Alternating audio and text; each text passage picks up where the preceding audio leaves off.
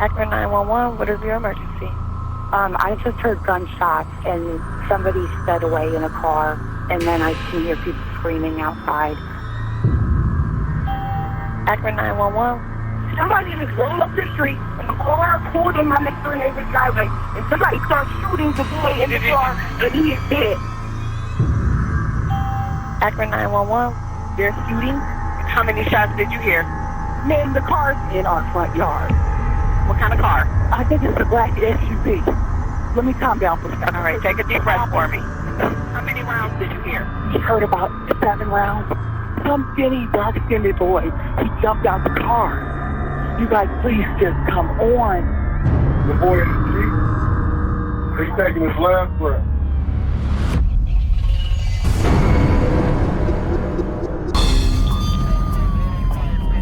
Akron, Ohio police respond to the call. A shooting involving 2 potential victims. We're not really sure what we're gonna have when we get on scene. There were possibly 2 people that were shot. I turn on my body camera as soon as I get on scene. Keep your hands up, man. You got no weapons on you? Turn around real quick. Stay right here. Listen, you two sit down right here. Right here, both of you. Sit down. And we come across one male.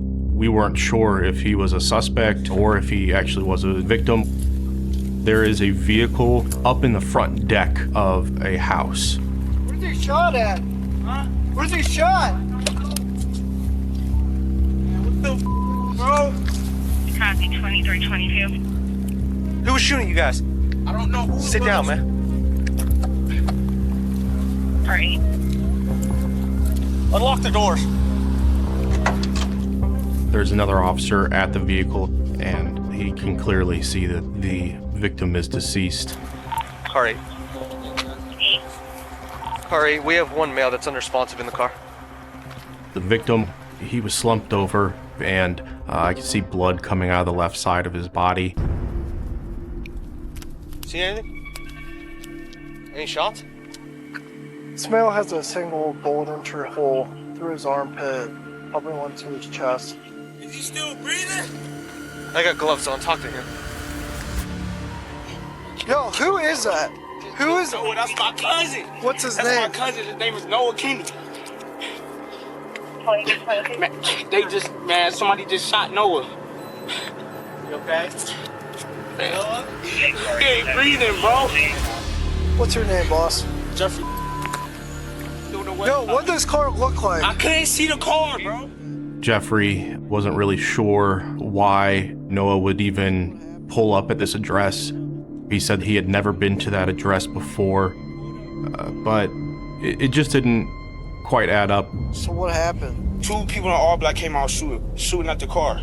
Then they ran back over there and I seen the car skirt off, but I wasn't paying attention. What kind of car was it, man? I wasn't paying attention, I don't know. Jeffrey kept telling us that there was 2 shooters. They were dressed in all black, and he thought that they had been ambushed. What does the car look like, man? I didn't know. I don't know. You didn't see a car or nothing? They came running out from the back. Who did? I don't know. Oh, they came running out from the back? Yes. But there were just a lot of holes in his story. You're on scene at 2327. The only witness on scene can't describe a second vehicle. Like the description of the shooters, where they had come from. This whole case was just kind of a big mystery. This guy got grazed. Let's get you checked out real quick, bud. Jeffrey indicated that a bullet had grazed him. There was blood coming from his arm, so we took him over to the ambulance. You don't have a bullet wound. What you have is that a laceration from a strip in there. You need stitches. And what was his name? His name is Noah Kennedy. Kinnor. Right here. Is he okay? How old is he? Jeffrey. Sorry, man. He's 20. I have to tell you, buddy. You're fighting about people. And that's why I'm asking if there's anything you can call. You definitely need something. You definitely have stitches. You definitely probably need to make sure you're updated on your tetanus shots because you're 25. But you need to be around somebody right now. So I need you to call somebody so you can do this all, okay? Okay. Okay.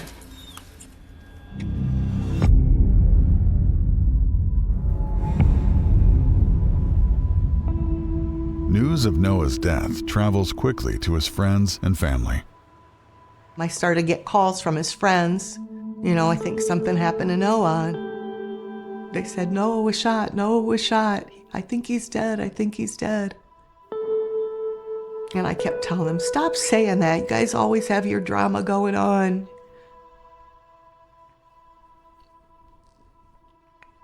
I just didn't want to believe it. I just didn't want to believe it. Noah was the absolute best father I could have ever imagined for our daughter. He lit up every single room that he walked into. The night that Noah was murdered, we were texting, and I asked him, I said, hey, can you come over? And he's like, yeah, I'll be over there in about 15 minutes. You know, I just gotta drop my friend off. And so I waited and I waited on him to come. And when I didn't get a message back from him, I just had this really bad feeling, because when Noah tells you he's on his way, he's on his way. And I got that phone call. They told me that he was shot. I kind of had the feeling that he was gone right then and there.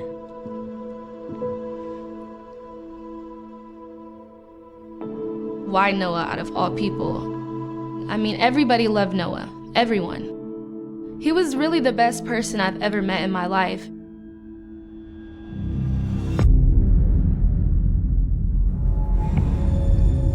Akron police detectives arrive on scene as officers begin processing the area where Noah's car had crashed. I was working a Midnight Detector Bureau, working on other cases when this call came in. So we arrive on scene, myself and Detective Kennedy. There was a vehicle crashed into the next door neighbor's house. It looks like a through and through the armpit, both sides. When I first noticed the victim, he looked like he was in his younger 20s. It's kind of a sad situation, but working in the Midnight Major Crimes Unit, we're used to seeing younger folks that are victims of homicides. 99, you're on scene at 2327. We have a lot of questions that we want answered, but we really didn't have much. Where did you come from? I swear he said they came from behind this house, but it doesn't make I'm seeing the car, though. Look at the car. Yeah. We have some tire marks that are in the driveway because there was some snow on the ground. That's here. Plus, there was broken glass where we're pretty sure the incident happened. Jeffrey was inside of the vehicle when the shooting took place. We didn't know anyone else to be a witness, and we had no other testimony to go by, so his word is the only thing that we had at that time. Sergeant, who do you know at this house? At this house? Yeah, they put into. I don't know. I don't know. That's what I'm saying. He was pulling up here. I don't know. Oh, he was just pulling up. Yeah, you were just in the car. Yeah, he was. I was just with him. So Yeah. I don't know who he was pulling up on. I got you. So you guys pulled into the driveway. What happened? This is exactly what happened. Yeah. He got a call. Somebody told him to come over here, wherever. So boom. As soon as we pull in the driveway, he opened the door. Two dudes come running from the back. What they look like? They had on all black and they had hoods on. Do you know if they were white or black? Anything? They had to be black. Well, did you see them though? No. Okay. But they were black. They started shooting the car up, and he got in and tried to pull off, but obviously he was shot, so the car went out of control. But whoever did it ran this way over here, and there was a car parked right here, and they jumped in and sped off, but I couldn't tell. So it was parked over here. Yes, but I couldn't tell what kind of car it was. Right. Do you know if it was a car, SUV, van, anything? No, it was definitely like a car, but it wasn't no truck or nothing. It was pretty clear that what Jeff was telling us wasn't what happened based off the evidence that we could see at the time. You know, he's not telling us the truth, and we can't understand why. He said that the two suspects came from the backyard. We checked that area. There was a fence that surrounded the back of the house, and that was locked. And there was snow on the ground, and there was no footprints in the snow leading from the backyard or leading away from the scene. Jeffrey did indicate that when the incident happened, there was so much going on that he actually grabbed Noah's phone. So we actually got the phone from Jeffrey after the incident. But since the phone was locked, we couldn't get into it.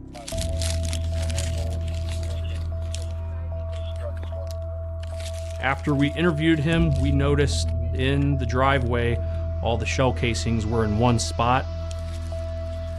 So it didn't appear that the shooter was moving while they were shooting. We did recover 7 .40 caliber shell casings. They were all the same caliber and they were all the same manufacturer. At that point, we could assume that there is only one shooter.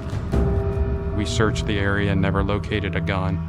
So we knew that whoever did this more than likely took the weapon with them. So they were somewhere riding around on the streets of Akron with a loaded handgun, and they had just committed a homicide. So they were shooting up here. That's where all the windows busted out. I don't see any casings though. Here's a window. This car had that backed in. That's what I'm saying. His bullet hole is here. He didn't get shot from the back. It's here. At this point, it was a mystery. We had no idea who the suspect was.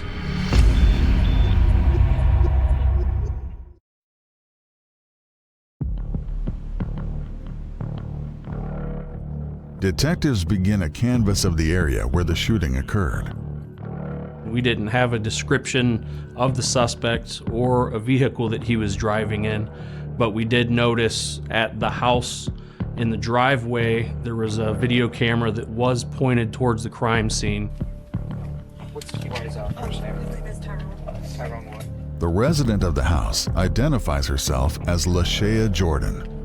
It was important for us to talk to LaShaya and get access to that video footage. Can you tell me what happened tonight that you know of? Okay, I was in my bedroom and I heard shots and I thought maybe I was tripping, and then after probably the 5th, 6th one, my kids ran in the room crying, and I look out the window, I just see fire coming. When you say fire, it was flashes. Flashes from a gun? Right. How many of them did you see? Did you see different ones or just one, or you weren't able to make out people that were shooting, or you just seen the flashes? I just seen the flashes. Yeah. And then I ran down here. I grabbed my phone out of my room first, then I ran down here and I heard someone pulling out. I run to the side door, and when I came out, the car was just flying down the street. Could you tell what kind of car, color, anything like that? It was a dark color car. Okay. From what LaShaya said, she didn't actually see the incident itself until after it had occurred. Then I run down the driveway and I see the guy that was out there telling me, call 911, call 911. And then I came back in. Well, before I came back in, I dropped my phone on the ground. I grabbed it, came back in, and... Do you know why they would pull up you guys' driveway or anything like that? Or I have no idea. Have you guys been having issues with anybody, nothing like that? No. What she was telling us was consistent with what we knew at that point. We did ask LaShaya if she knew who the people were in the driveway. She claimed that she had no idea. But, it just didn't make sense why somebody would pull into a random driveway and the people that live there claim they didn't know them. Being able to make contact with the tenants of the house was very important for us, and then for them to have actually had the video cameras recording is even a bigger win for us. Investigators review the footage back at the station. We knew those cameras, if they showed what had happened, were going to be a key to trying to solve this case.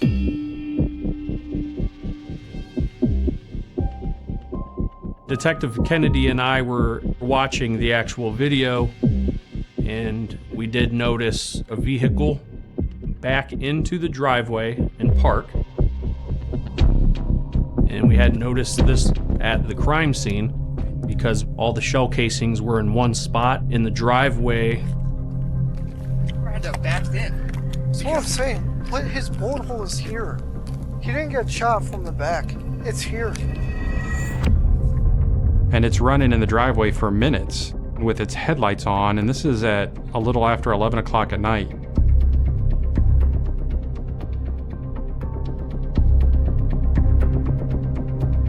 And then we watched our victim, Noah Kinney's vehicle, back into the driveway and park.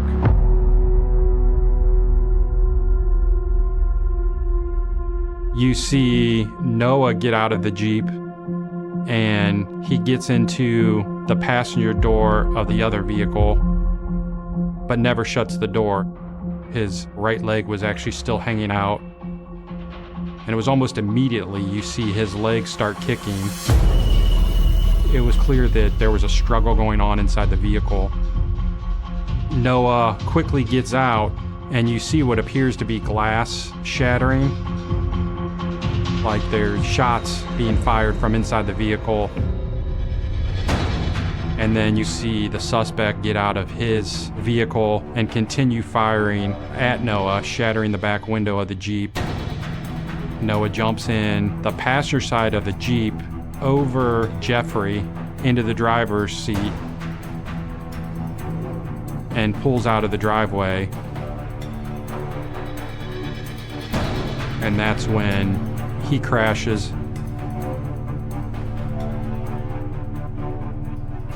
And then you see the suspect vehicle pull out of the driveway and leave the scene.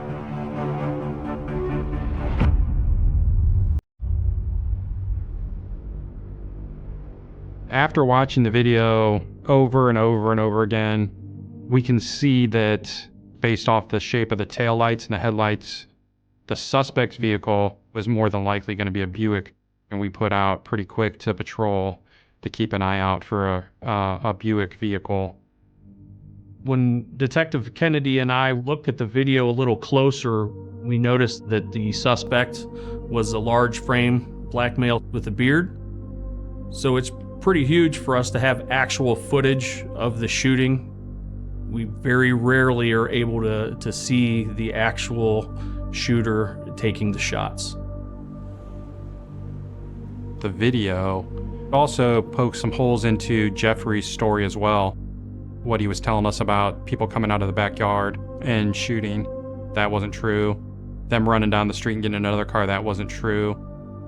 So we have a lot of questions that we were going to have to ask Jeff.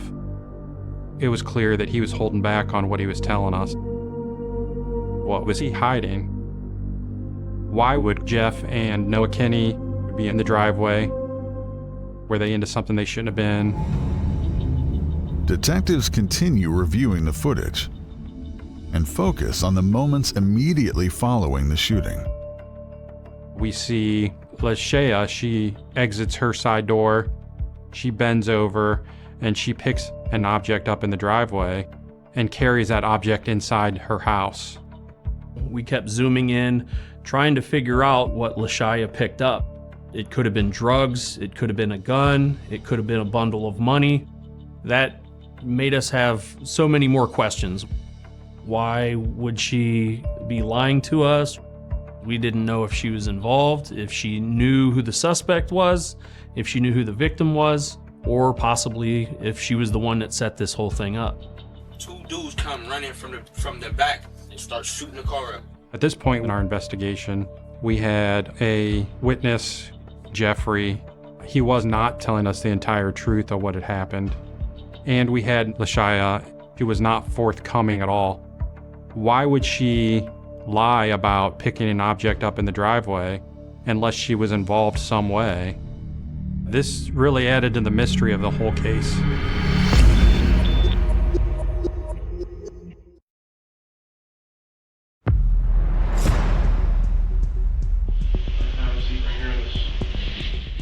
Detectives bring in Lashea for questioning after she's seen on camera picking something up from the crime scene.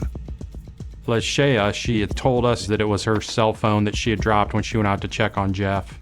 And then I came back in. Well, before I came back in, I dropped my phone on the ground. I grabbed it, came back in. We actually looked to see if we could see her drop anything as she exited the house, and she did not. But she swore up and down it was her cell phone, and she dropped it. It was important for us to try to figure out what that object was, if it meant anything at all. I'm just gonna let you know, I got some questions for you. Okay. You need to be 100% honest with me, because I know a lot more than you think I know, all right? So I was very irritated going into the interview. Why would she lie about picking an object up in the driveway It seemed like she was holding some keys to this puzzle for us to try to figure out. I tried to give you the benefit of the doubt, and you flat out lied to me, okay? We know you've seen the video, but I can tell you right now that that video is going to go to the Bureau of Criminal Investigation, and they're going to enhance that video, where I'm going to be able to tell exactly what you had in your hand. She knew that the video that we had was from her own cameras.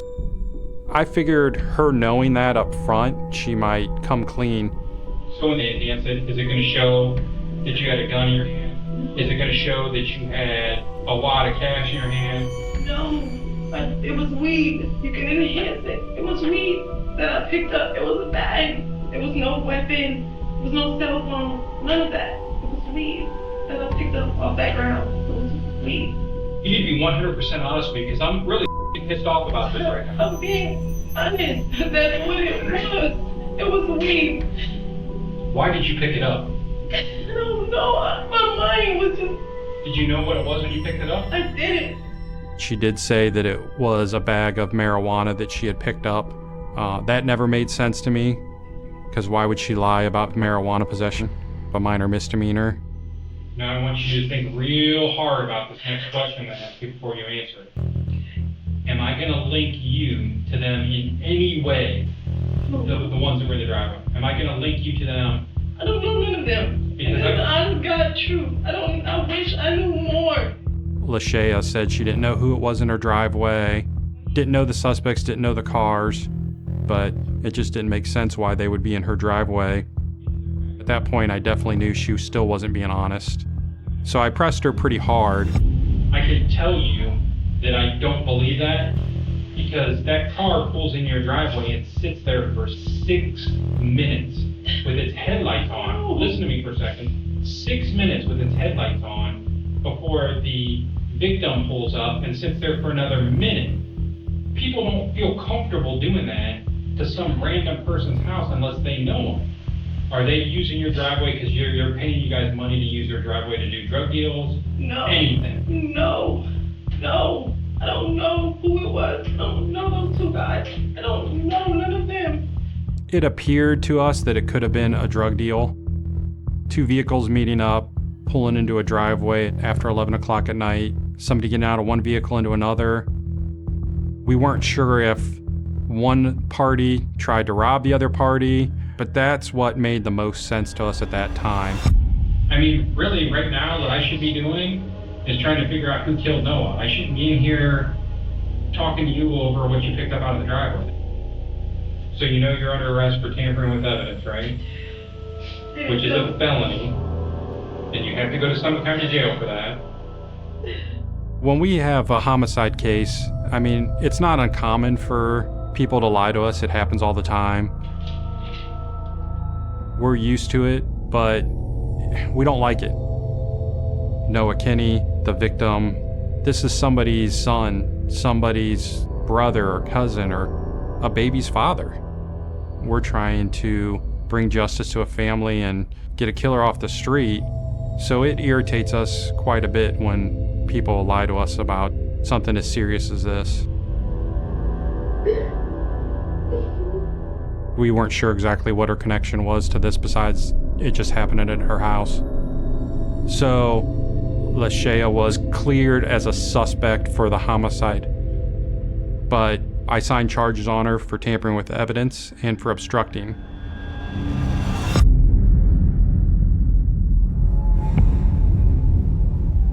As the investigation unfolds, a family grieves.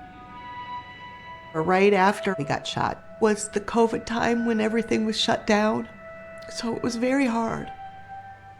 I had to move from my house where I was living with Noah because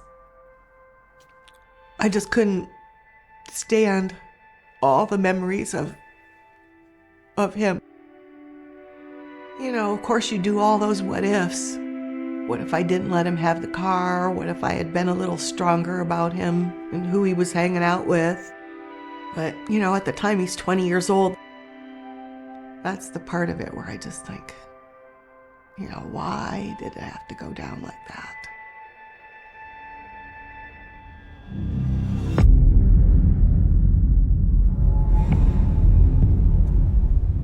focusing on the theory that drugs were involved. Detectives turned their attention back to Jeffrey, who was with Noah when he was killed. Jeffrey, he had a warrant for his arrest. It was a felony warrant on other charges against him. We wanted to give him time to get treated at the hospital, and then he was brought down to the station for an interview.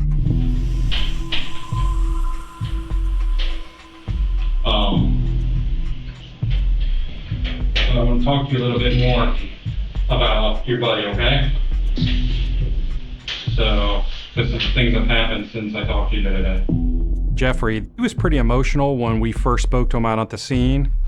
Man, somebody just shot Noah. He ain't breathing, bro. I'm gonna read you your rights again. I'm not charging you with anything for this, but just because you're in custody and you're not free to leave because of your other charges, you have the right to remain silent, understand that? For this interview with him, we were hoping that his head was a little bit more clear. Plus, at that time, we knew that some of the things he told us initially weren't true, so we wanted to press him on those issues as well. Y'all get me out of the hellhole first, and I can find out hella I'm trying to get out, bro. I just seen my cousin die. I'm going crazy in jail, bro. I understand, but that's not our warrant. I don't have anything to control over that. I'm trying to solve who did this to Noah, you know? Jeff was pretty key in this case because he definitely cared about Noah. We do have homicide cases where witnesses can care less about the victim, but he wanted to find out what happened to Noah and why it happened. Was he actually talking to somebody when you were in the car? Not in the car, but when we was at my friend's house, he was talking to somebody right before we left. I just didn't know who he was talking to. And you said you left a friend's house before? Yeah, we came from, like my friend Trippy house. His name is Excel. Excel? Is that a real name? Or yeah, it's Excel. EXCEL. We call him Trippy though, that's just a nickname. Now, is Trippy friend of both yours, or is it his friend? Yeah, it's both of us. How long have you known him? A long time. We left from over at Trippy's house. And that's Excel? That's Trippy? Yeah. Okay. We left from over there. He called Noah while we was on the way to wherever we was going on Noah. Okay. Jeffrey and Noah Kinney left their friend's house, nicknamed Trippy, and that's where they were coming from, and he thought Trippy had something to do with it. He called Noah's phone and said something to him. I don't know what he said. After you left his house, you called Noah's phone? Yeah. That just seemed kind of weird because Noah didn't tell me what Excel was saying. Okay. Was he acting weird, Trippy? He wasn't acting weird, but it was just weird that he talked to him and he told me that. He seemed so persistent that Excel was involved. You know, that's making us think, well, maybe this Excel has something to do with it. That's all I've been thinking about it, that Trippy situation. That's literally the last person we talked to. Yeah, I think it was like, I don't know, I think it was sad.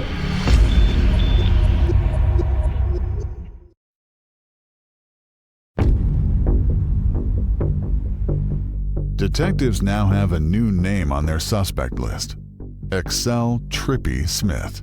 We needed to track down this Excel and interview him to see what he knew, who he may have introduced Noah to, and figure out who actually did this crime. All right, man. We'll see what we can come up with. I'll get you back over to the county. We were comfortable clearing Jeff at that point, but he had a warrant for his arrest on other charges. So even though he was a victim in the crime, we weren't able to release him. And he was sent to Summit County Jail after the interview. Detectives locate Excel and bring him to the station for questioning. We didn't know if Excel had a connection to that house, if Excel had a connection to Lashea. Just waiting for the detective forensic to come in. At this point, it's just a big puzzle, and Excel maybe had some answers that would help us put this puzzle together. Just so you know, you're not in any trouble, nothing like that. But we do ask that you be completely honest with us, okay? You know, I got some suspicions that Noah and Jeff were probably involved in some stuff that they shouldn't have been. maybe dealing drugs or something like that. If that's the case and you know about it, or if you do that kind of stuff, just be completely honest with it. I'm not looking to charge you with anything like that. Anything like that. But something like that could help lead to what happened to Noah. So, can you tell me what you know about what happened on that night? Because I know that they were at your house earlier that day. They came and chilled with me, like, me and one day. Just chilling. They said, leave, come back. I was expecting to make that shit. Do you know about what time they left that night? 10:30. Did Noah or Jeff, did they make any mention about anywhere they were going to go, anyone they were going to talk to, or any business that they were going to do? At first, you could tell he was kind of holding back. We figured if we kept pressing him, we would probably get more information from him that might help us solve this case. There's some speculation that maybe you set up a meeting with Noah and the guy that he met with. Did you introduce him to anybody? You know, my people are a little bit, Who's that person? Do you know what Melvin looks like? Big. Like how big?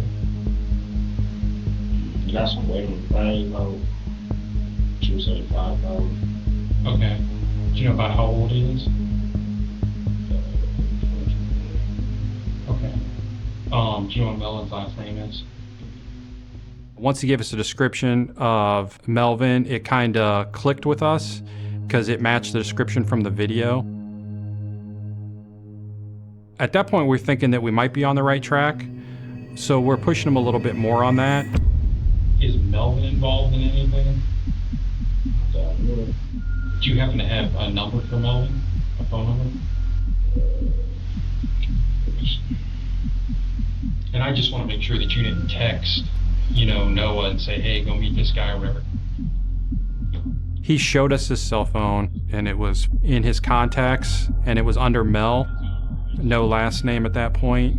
But the information that he gave us about Melvin, his description, it was all consistent with the video that we had. When you say Melvin's your people, like, are you related to him, or is just a dude, someone who knows? What's your involvement with him? Gotcha. Okay. And when you introduced him to Noah, what was the purpose of that? Okay, it was just for weed or whatever. Do you know what he drives? When he told us that, it was like kind of like an aha moment, because we're like, man, that matches the make of the vehicle that we're looking at. I'm gonna find out who did this to him. Okay? If you think of anything, man, call us. We appreciate you coming down here, okay? So once he gave us the name Melvin, we started plugging it into our database, tried to figure out what Melvin's last name was. Had a couple Melvins pop up. Some of them didn't match the description of our suspect. So then I'm thinking Excel told us they worked together at a nursing home a few years back. So I'm like, this is a long shot. Let's see what I can come up with. So I pull up this nursing home's Facebook page, and I start scrolling, and I'm scrolling, and I see the name of an employee of the month, Melvin Terry, and it's got a photo of the guy. Guy's smiling. He's a light-skinned black male, heavier set with a beard. He matches the description from the video. It matches what Excel said. So now I'm starting to put the pieces together, and I'm like, this is our guy. Detectives next look for a connection between Melvin Terry and Noah Kinney. We gained access to Noah Kinney's cell phone, and we noticed that Melvin Terry and Noah Kinney had sent text messages to each other just minutes before Noah Kinney was murdered. One of the text messages was from Melvin to Noah to to meet him at that address in that driveway. So Noah Kinney and Melvin Terry's cell phones both put them at the scene when the actual homicide took place. At that point, we're thinking this has got to be our guy.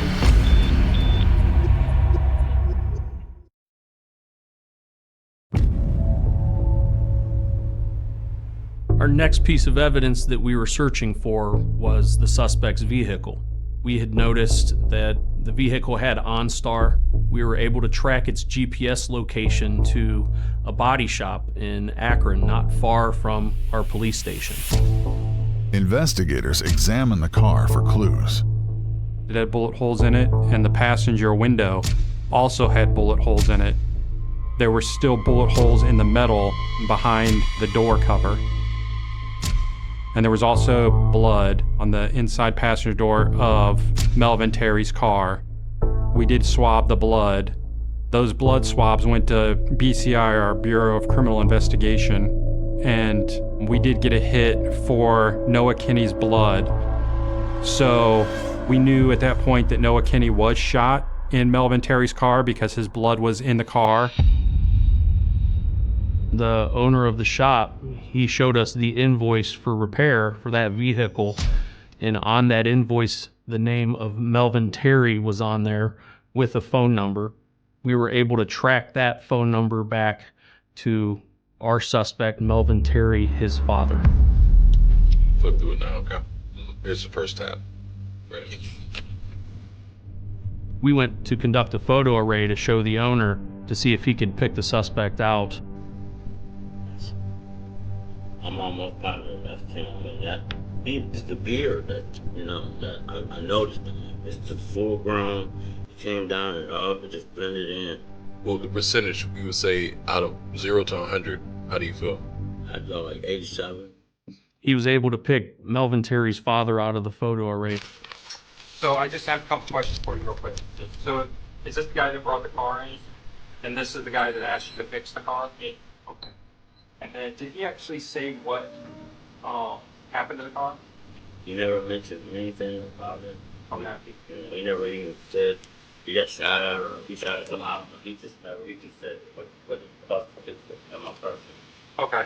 So that's when I thought, And he's the same guy that paid you half up front and then came back and he did the remainder half? Yeah. We were able to rule out Melvin Terry's dad as a suspect. The only thing that we were able to determine was that, he was trying to have the vehicle repaired after the fact. And we did sign charges against him for tampering with evidence.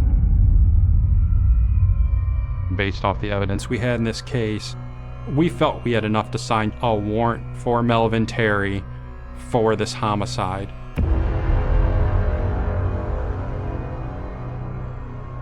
After we had signed a warrant for Melvin Terry, his lawyer came into the police station and turned Mr. Terry in to us. So our next step was to interview him and to get his side of the story. But he decided not to make any statements at that time.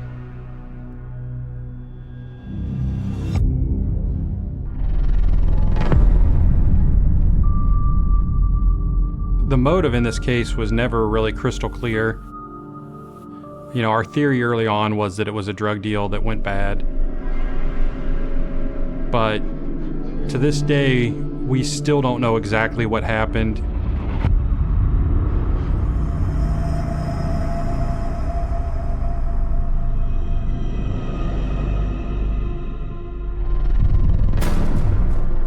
From the video, we know that Noah got in the car, and within seconds, he's fighting for his life. And never made it away from that scene alive.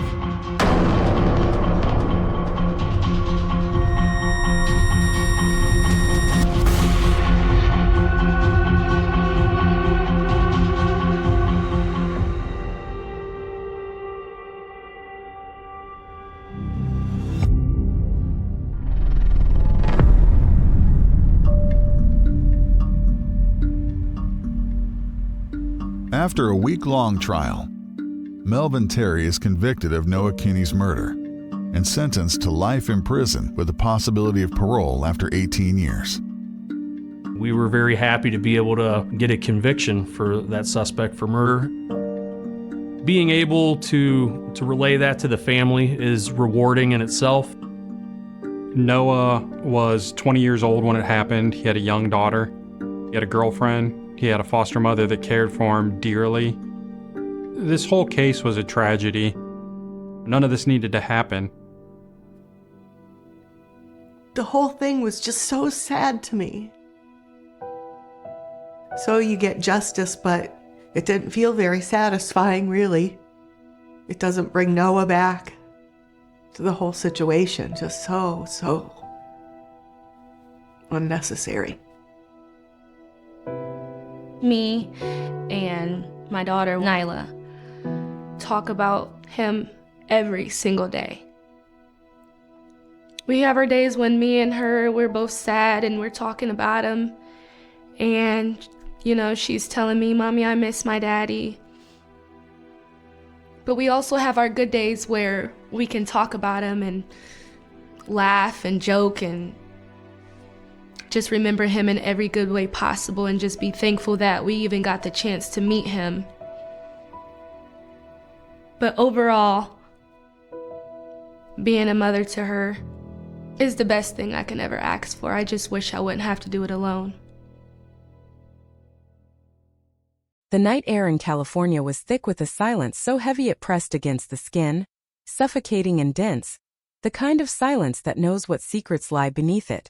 In 1998, that silence was shattered for a brief moment when 15-year-old Emily Hart disappeared from her quiet suburban neighborhood, vanishing without a trace as if swallowed by the shadows themselves. Streetlights flickered, casting fractured, trembling beams over manicured lawns and empty sidewalks. A neighbor swore she saw a dark figure moving near Emily's house just before the girl went missing, a fleeting shape that slipped between the shadows like smoke. The community awoke to a nightmare that didn't fade, a cold case that would linger in whispers, in the crackling static of late-night police radios, and in the haunted eyes of those who refused to forget. Detectives combed the streets, canvassing every house, every alley, every corner where a child might vanish unnoticed. Emily's bedroom remained untouched for days, her belongings scattered in the quiet aftermath of her sudden disappearance. A half-finished drawing on her desk, a favorite stuffed animal abandoned on the bed, her shoes left at the door as if she had planned to step back into them any second. Every detail mattered, every shadow and sound was catalogued, photographed, and archived, but the trail went cold almost immediately. The neighborhood, once serene and trusting, became a landscape of fear, where every passerby was eyed with suspicion and every locked door felt like a weak barrier against an unseen predator. For 25 years, the Hart family lived in a state of suspended agony. Each birthday, each holiday, each ordinary day carried a weight that no one could measure. The police file grew thicker with reports, tips that led nowhere, and witness statements that clashed and contradicted each other. Volunteers searched parks, abandoned lots, and the edges of nearby forests. Flyers plastered telephone poles, store windows, and school walls. Missing Emily Hart, age 15. If you have any information, please call. The letters blurred after years of repetition, the paper yellowing, but the ache never faded. There were theories, too many theories. A runaway story, an accidental death, a stranger abduction, but none fit. The police were meticulous, yet the clues were sparse, fragments of a puzzle that refused to assemble. A shoe print in a mud puddle near the Hart driveway, a broken latch on a fence bordering the adjacent property, a suspicious van seen circling the neighborhood, but none led to Emily. Every lead ran cold, every tip dissolved like mist in the morning sun. The case became a legend in the local precinct, whispered about during long shifts, a ghost that haunted officers who had seen too much, who had watched families shatter in the wake of something they couldn't solve. Detective Laura Benson, now a seasoned investigator with years of experience in missing persons and homicide, reopened the file one rainy afternoon in 2023. She had a reputation for seeing what others missed, for noticing the silent spaces between words, the hesitation in a witness's gaze. The folder crackled in her hands as she leafed through yellowed documents, photographs of a teenage girl smiling in sunlight, police sketches, and reports of sightings that had gone nowhere. She could feel the pulse of the case, the rhythm of unanswered questions that had been frozen for decades. Something in her gut told her that after 25 years, the cold case was about to warm, that the pieces were beginning to align in a pattern unseen by those who had tried and failed before. The first breakthrough came in a laboratory, far from the suburban streets where Emily had vanished. DNA technology had evolved beyond recognition. A tiny fiber found on Emily's bedroom windowsill, once dismissed as insignificant, now spoke volumes. It matched a sample collected from a person of interest, a man who had lived next door at the time of Emily's disappearance, a neighbor who had always seemed polite, helpful, unremarkable. But fingerprints, behavioral reports, minor discrepancies in his alibi, it all suddenly made sense. The trail that had gone cold in 1998 was now reignited, a faint, glowing ember that detectives could finally follow. Community members were stunned. The idea that someone living mere steps away from Emily could have been involved shattered the comfortable illusion of safety. Parents who had once walked their children to school without fear now cast wary glances at every neighbor, every window. Local news outlets reported cautiously at first, then with growing intensity. California 1998 cold case solved. Suspect arrested after 25 years. The headline seemed impossible, almost cinematic, yet undeniable. The man had lived in the same house for decades, a ghost among them, and the revelation rippled shock through the town like a seismic tremor. Emily's parents were brought back to the precinct, decades older but no less desperate for closure. Their hands trembled as they held the photograph of their daughter, a symbol of what had been stolen, a reminder of the years spent in a limbo of grief and unanswered questions. Benson laid out the evidence. The fibers, the inconsistencies, the minor details overlooked in the original investigation that, taken together, created a portrait of deception and malevolence. The room was silent except for the hum of fluorescent lights and the occasional sigh of officers who had grown used to the weight of cold cases. The weight in that room was unbearable, a concentrated blend of sorrow, disbelief, and the raw human longing for truth. The suspect was taken into custody quietly, without incident, but the arrest sent ripples far beyond the precinct walls. Community members crowded around newsstands, social media feeds lit up with speculation, debates, and fear. How could someone live undetected for so long? How had no one noticed the signs, the subtle inconsistencies in behavior, the small hints that might have pointed to guilt?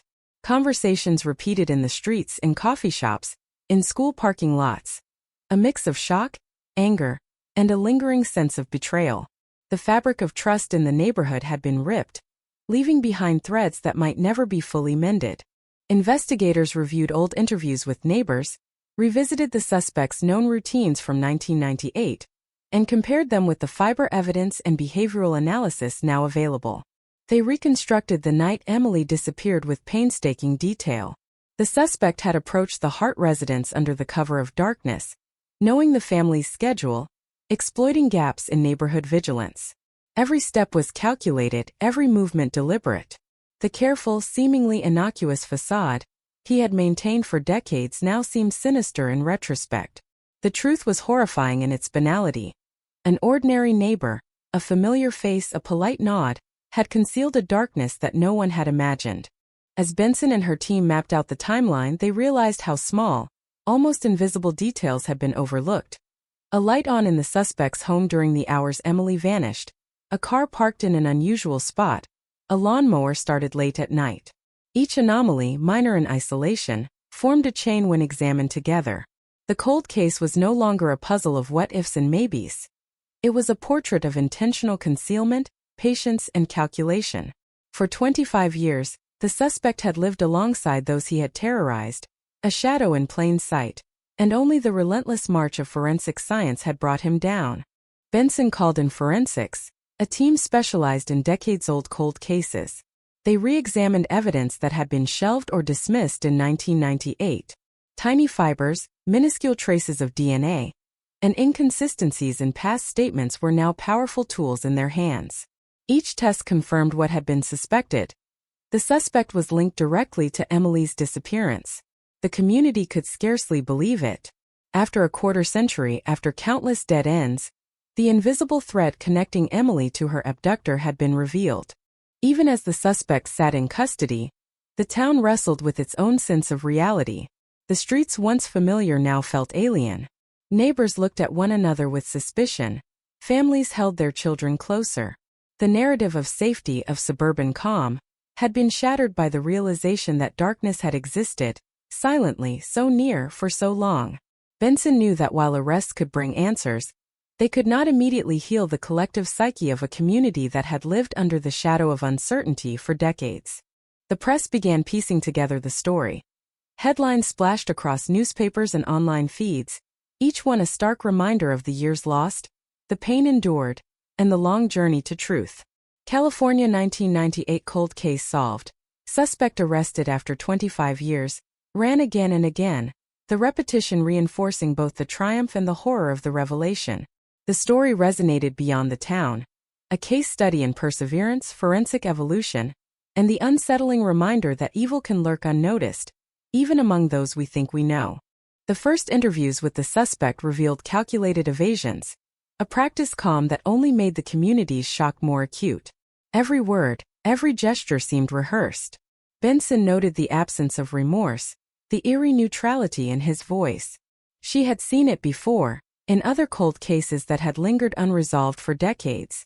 The human mind could compartmentalize, deceive, and survive even the most intense scrutiny. But technology, persistence, and the inexorable passage of time had cornered him. The cold case had endured, and now at last it had spoken. The family, after decades of living in limbo, experienced the first glimmer of closure. Emily's room, untouched for so long, was revisited. Memories, photographs, and belongings frozen in time were carefully examined.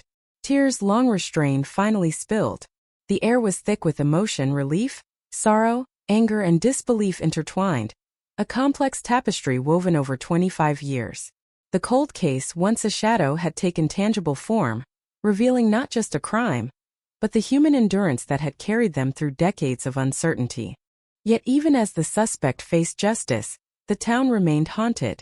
The streets, homes, and faces of those who had grown up alongside Emily now bore the subtle scars of suspicion and fear. Parents could not shake the image of an evil so close, a darkness that had lived in the neighborhood for a quarter century. The case had reopened wounds, but it had also reminded the community of vigilance, of the fragility of safety, and of the tenacity required to uncover truth from the depths of mystery. Detective Benson closed the file with a sense of weary triumph. The evidence had spoken, the suspect had been arrested, and the narrative of the case had finally shifted from uncertainty to fact. But the emotional residue, the haunting memories, and the community's sense of security could not be erased so easily. The 1998 California cold case was no longer unsolved.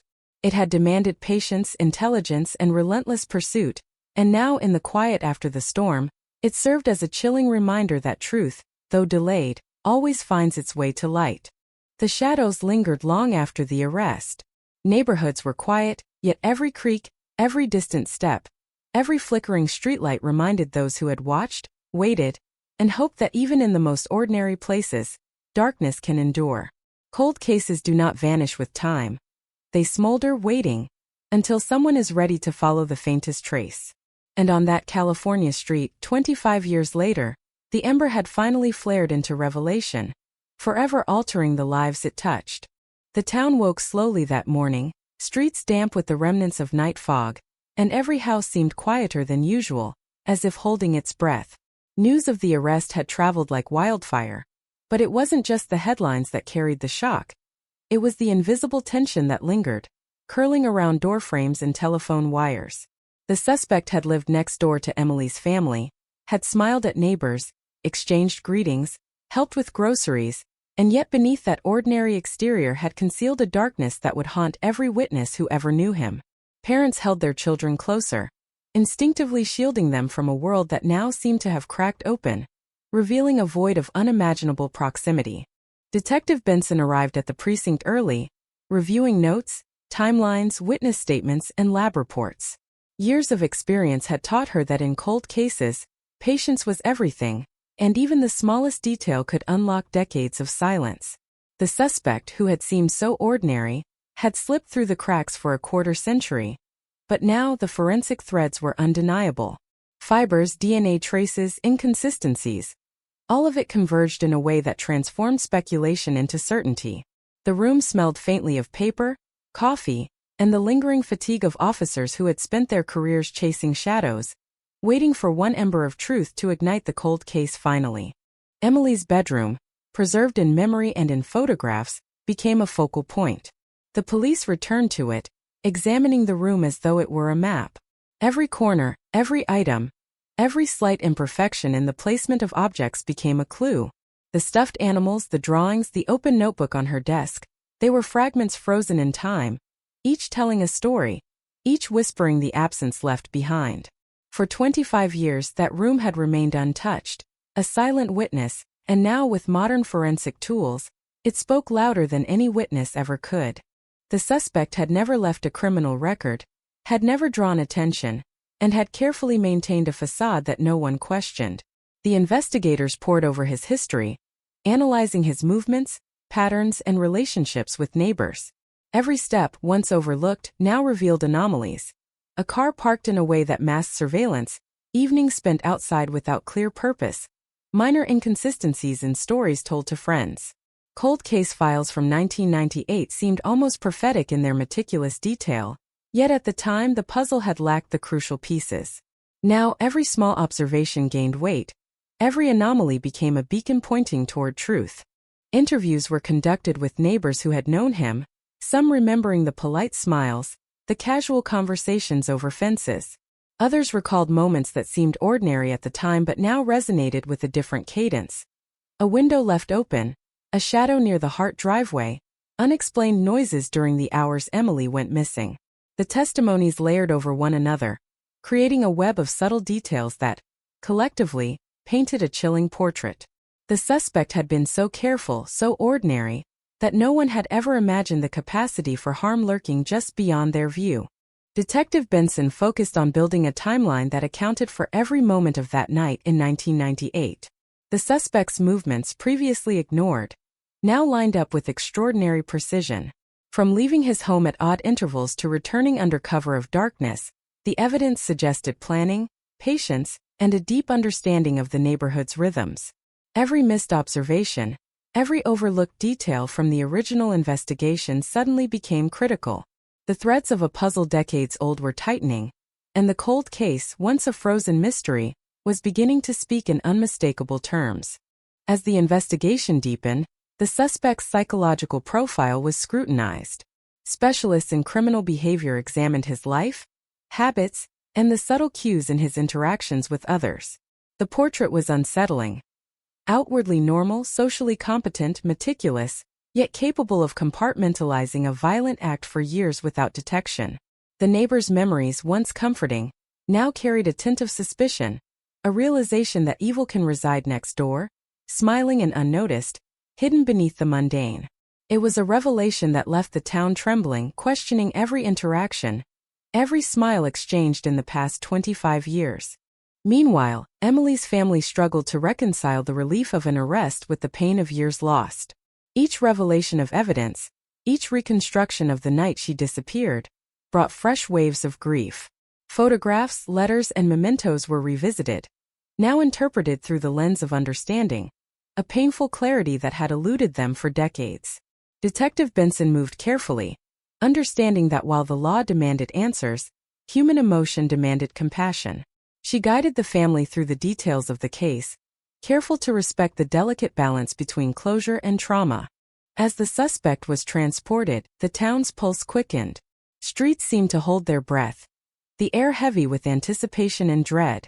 Local news crews gathered, cameras flashing, microphones poised.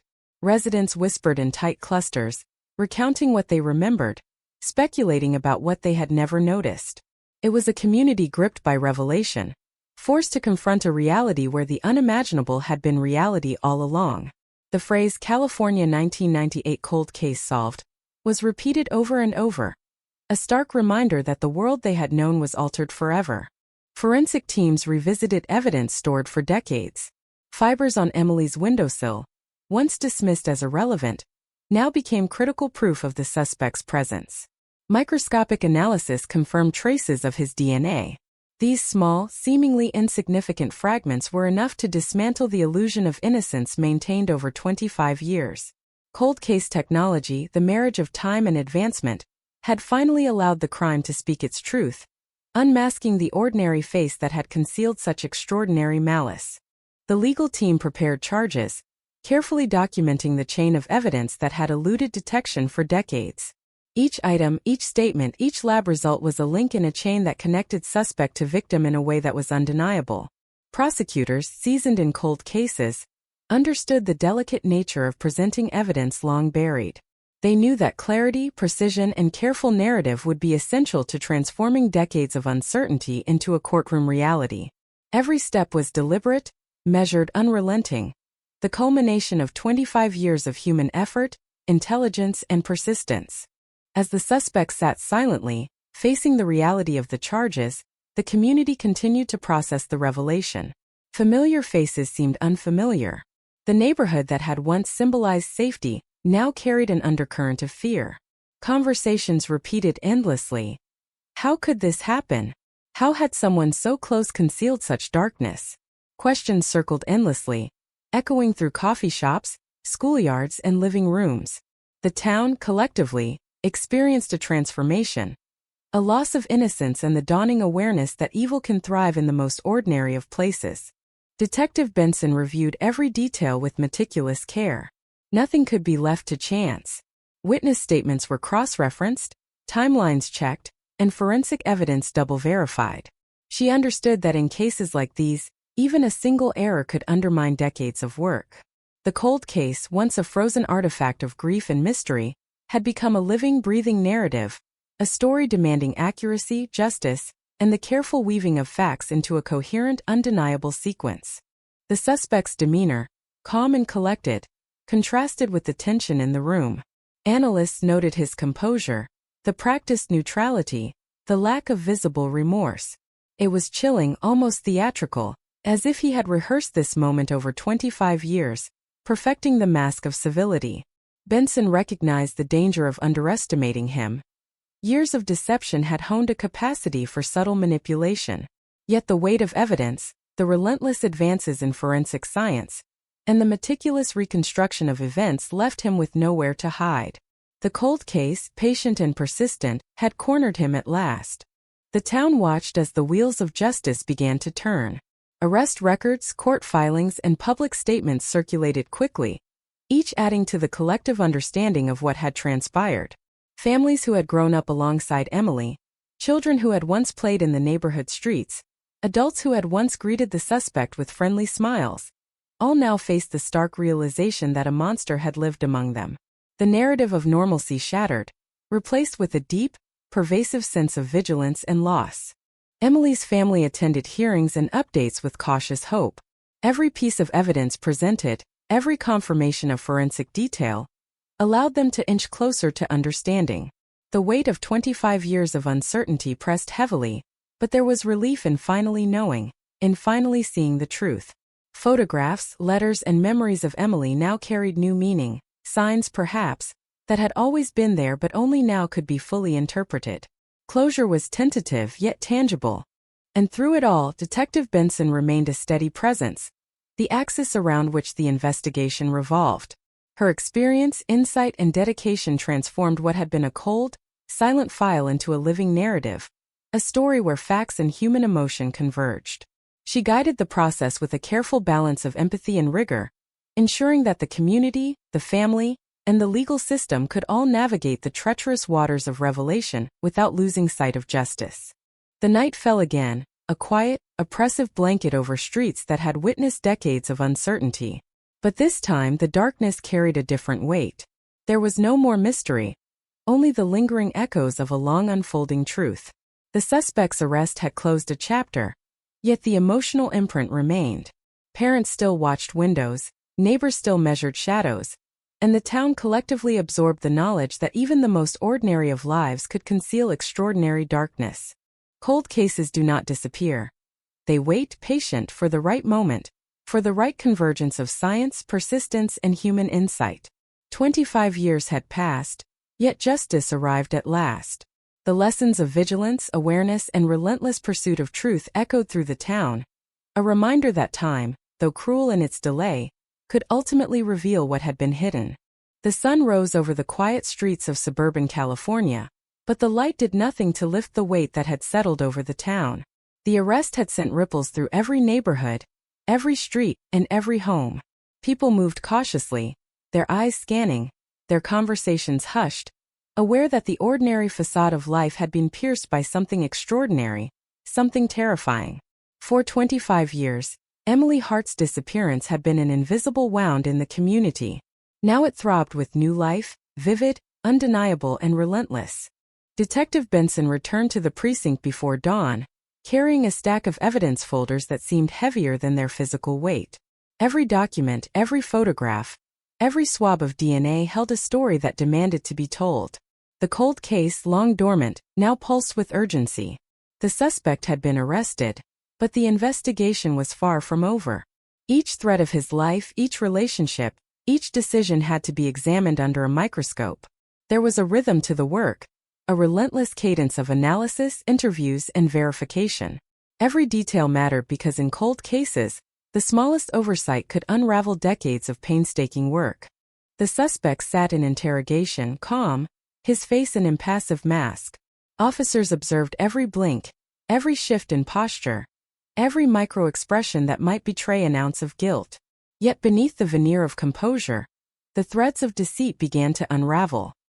He had spent 25 years constructing an identity that appeared ordinary, even mundane, but now the careful scaffolding of his life was cracking under the weight of scrutiny. Benson knew that patience was her most potent weapon. Cold cases are patient. So was she. The interviews with neighbors brought more clarity, and yet also more unease. People remembered subtle oddities that at the time seemed insignificant. A light left on late at night, the sound of footsteps on gravel, the occasional glance that lingered too long. Individually, these memories had no power, no meaning. Together, however, they began to form a portrait that was chilling in its precision. The suspect had existed in plain sight, and the town's collective memory was beginning to reconstruct a narrative that no one could have imagined. In the lab, the forensic team re-examined decades-old evidence. Fibers collected from Emily's bedroom, swabs from her clothing, even the faintest trace of biological material, all became crucial pieces of the puzzle. Modern DNA analysis, combined with historical records, provided clarity that had been impossible in 1998. The technology, relentless in its precision, transformed the past from static images into actionable insight. The cold case was no longer a set of questions. It was a map, a trail of breadcrumbs leading inexorably to truth. Emily's family oscillated between hope and dread. Each update from Detective Benson's team was a double-edged sword. Confirmation of evidence brought relief, yet every revelation reminded them of the years lost, the moments stolen, and the innocence that could never be restored.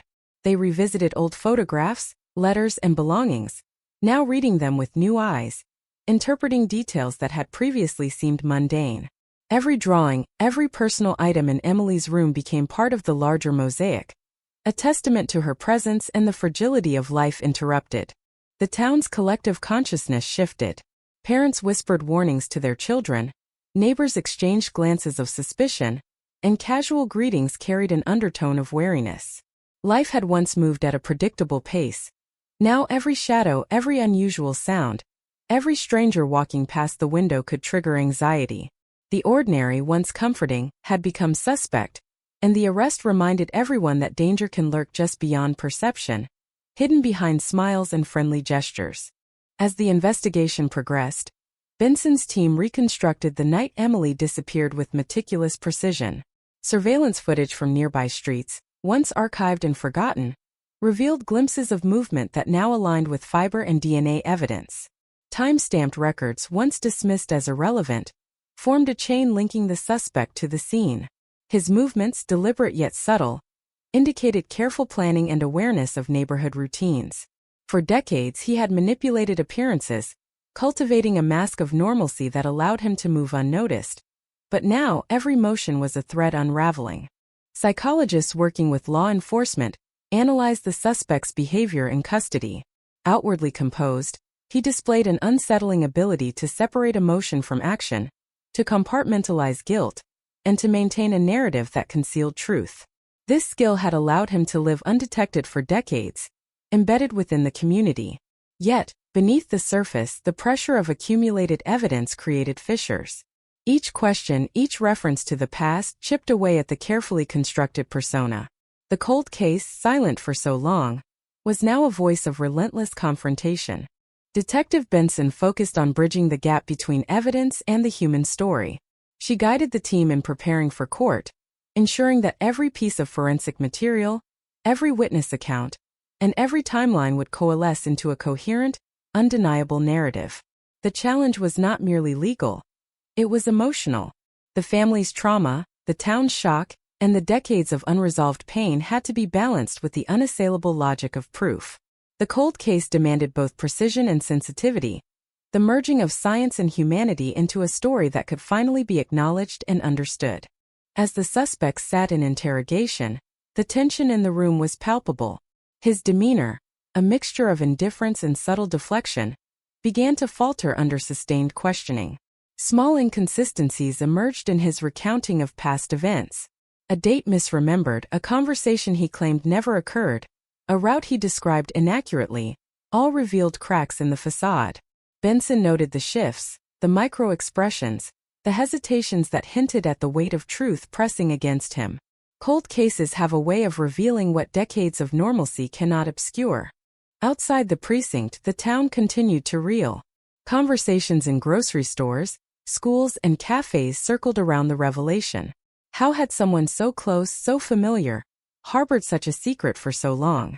How had the ordinary appearances of everyday life masked something sinister? The sense of betrayal was universal. People re-examined past interactions, recalling moments that now seemed laden with hidden meaning. The landscape of trust had shifted, irreversibly altered by the uncovering of a crime that had gone unresolved for a quarter century. Forensic teams meticulously cataloged each piece of evidence. Fibers, hair, and residual traces were mapped, cross-referenced, and analyzed. New technologies applied to decades-old materials transformed them into concrete proof. What was once dismissed as negligible or irrelevant now became a foundation for understanding the sequence of events. Cold cases, patient and unyielding, have a way of insisting on truth, demanding attention to details that might seem insignificant at first glance but ultimately reveal the contours of reality. The suspect's past behaviors, once invisible, were now illuminated by scrutiny. Minor oddities that neighbors had filed away, unexplained absences, irregular schedules, fleeting glances, suddenly carried the weight of foreknowledge. The meticulous reconstruction of his actions revealed deliberate planning, an awareness of his environment, and a chilling foresight. 25 years of community life had been a cover for his deception, and the cold case had finally illuminated the hidden narrative. Emily's family confronted the past with courage, facing both the evidence and the emotional reality of long-deferred grief. Each testimony, each forensic finding, and each reconfirmation of details allowed them to reclaim fragments of understanding lost to time. Benson provided guidance, balancing the necessity of fact with the recognition of deep emotional pain. The process was painstaking, but the outcome, clarity, closure, and the confrontation of truth, offered the possibility of a measure of peace. As the case moved toward formal charges, the community felt the lingering tension of a story finally exposed. Streets and homes seemed quieter, yet every corner, every sound, every shadow carried the imprint of what had transpired. Awareness and vigilance became instinctive, a protective measure born of decades of uncertainty. The ordinary rhythm of life was forever punctuated by the knowledge that malevolence can exist in proximity, hidden behind friendly faces and unremarkable routines. Detective Benson's leadership ensured that the cold case, despite its age, was handled with the utmost care. Documentation was precise, evidence meticulously organized, and narratives carefully constructed to support judicial proceedings. The goal was clear: to honor the decades of unanswered questions with a process that was fair, thorough, and definitive. Cold cases, though frozen in time, demand justice with an intensity equal to any active investigation. And so the town, still processing the shock of revelation, began to adjust. Children returned to routines, though parents remained watchful. Conversations regained cautious normalcy, though tinged with the awareness of proximity to hidden danger. The lessons of the cold case, the fragility of appearances, the persistence of truth, and the necessity of vigilance, were etched into the consciousness of every resident. Time had finally delivered answers, and with them a complicated form of closure. At night, the shadows of the streets held a different meaning. No longer simply dark spaces, they were reminders of the past, of a crime that had endured decades, and of the relentless pursuit of truth. Cold cases are patient, insistent, and unyielding. They remind communities that the passage of years does not erase guilt or conceal actions. They are a testament to persistence, forensic innovation, and the unwavering human drive to confront darkness. Detective Benson closed her notes for the day, the weight of decades of investigation finally converging into tangible results. The suspect remained in custody, evidence secure, timelines corroborated. Yet the echoes of the cold case reverberated throughout the town, a persistent reminder that some stories, though hidden for years, ultimately demand to be heard. Emily's disappearance, once a void, was now a narrative shaped by truth, investigation, and the inexorable passage of justice. The streets were silent again that night, yet the quiet carried a weight heavier than any sound. California's 1998 cold case, long frozen in time, now pulsated through the town like a heartbeat too loud to ignore. The arrest of the neighbor who had lived next door to Emily Hart for decades had left the community both relieved and unervingly raw. People peered through curtains, footsteps on the pavement seemed amplified, and every creak of a floorboard sent a shiver through the collective consciousness of a neighborhood that had learned the hard lesson that evil could reside in plain sight. Detective Benson returned to the precinct, her coat damp with the evening fog, and opened the file again, not to review what had been done, but to understand what remained hidden beneath the surface. Evidence, timelines, witness statements, all were in place, yet cold cases always demanded one more layer of scrutiny. Something had always eluded investigators, some subtle nuance, some detail overlooked, that might finally complete the picture. Benson knew the human mind is fallible, and even decades of meticulous record-keeping cannot replace the power of intuition and persistence. The suspect sat in an interrogation room, his face composed but eyes flickering in micro-expressions that betrayed the tension he could no longer suppress. 25 years of careful planning, of invisibility, of blending seamlessly into suburban life, were unraveling thread by thread. He had lived among neighbors who smiled, greeted him warmly, and shared meals. Yet he had committed an act so profound that it left an entire community suspended in grief. Every word he spoke was weighed, analyzed, dissected.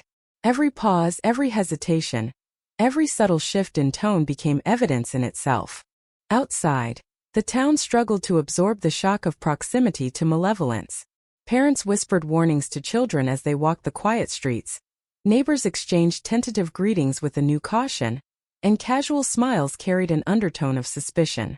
The ordinary rhythms of life had been disrupted, replaced with a subtle vigilance that would endure long after the legal proceedings concluded. The arrest was a victory, yet it also served as a reminder that even the familiar can harbor darkness. Cold cases leave behind an emotional landscape as persistent and complex as any forensic evidence.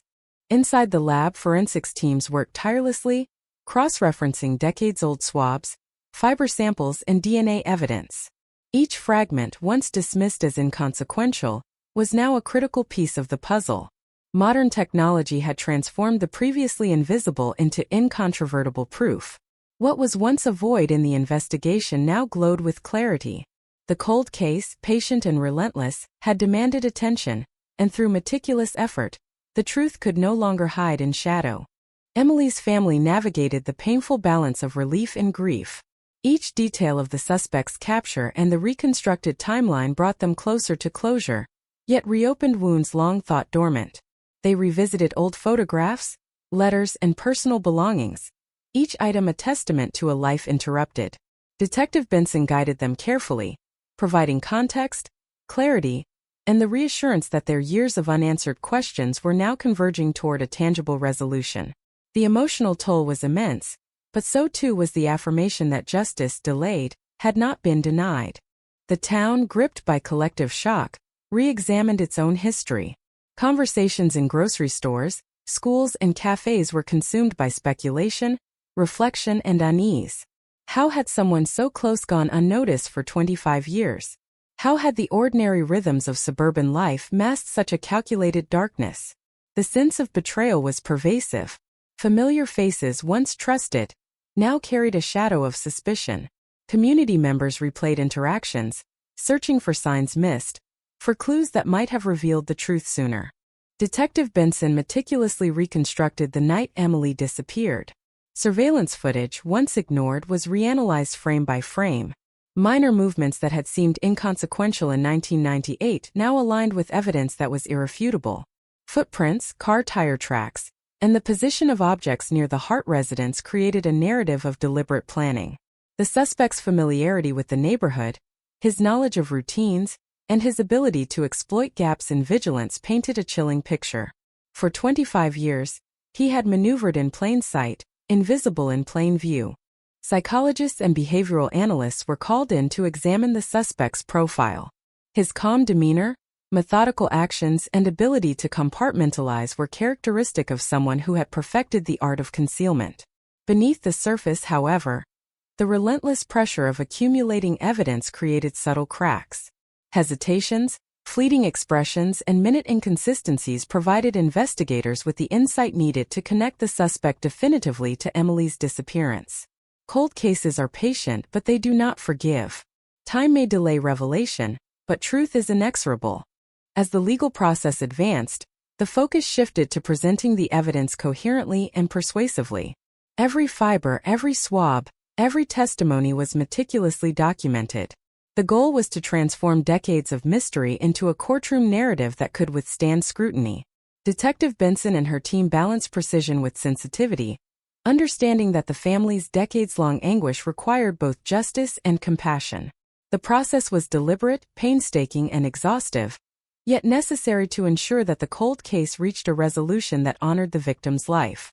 The suspect's behavior in custody became increasingly revealing. Despite his composure, investigators observed small signs of tension. A delayed response, a flicker of the eyes, a tightening of the jaw. Each subtle reaction was scrutinized for its psychological weight. Years of deception, of living with the secret of Emily's disappearance, were beginning to manifest in ways that could no longer be masked. The cold case had persisted through decades precisely because no one had yet had the tools, insight, or persistence to break the carefully maintained illusion. Emily's parents attended briefings with a mixture of anticipation and fear.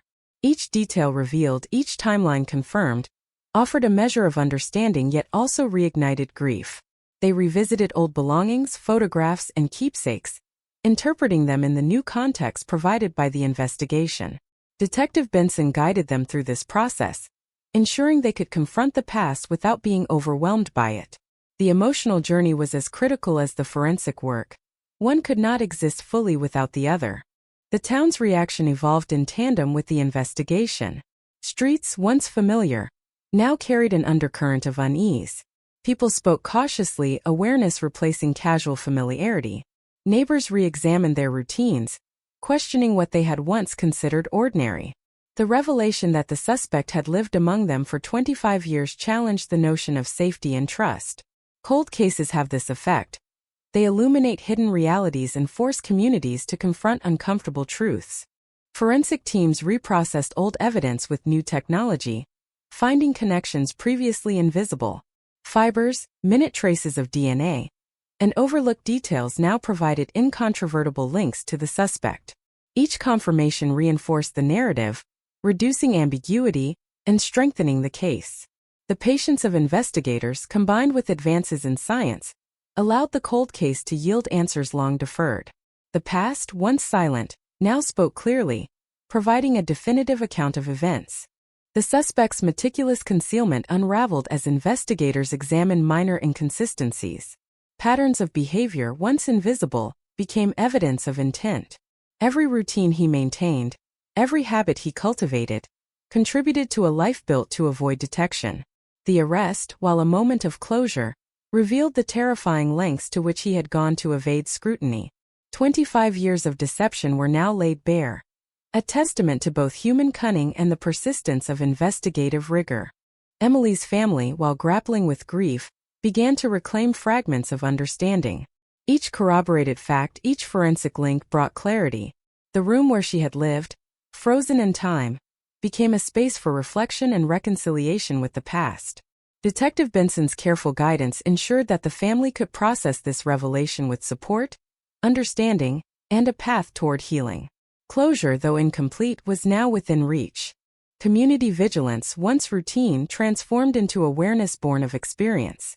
Parents monitored windows and streets, neighbors remained watchful, and the ordinary rhythms of life were permanently altered.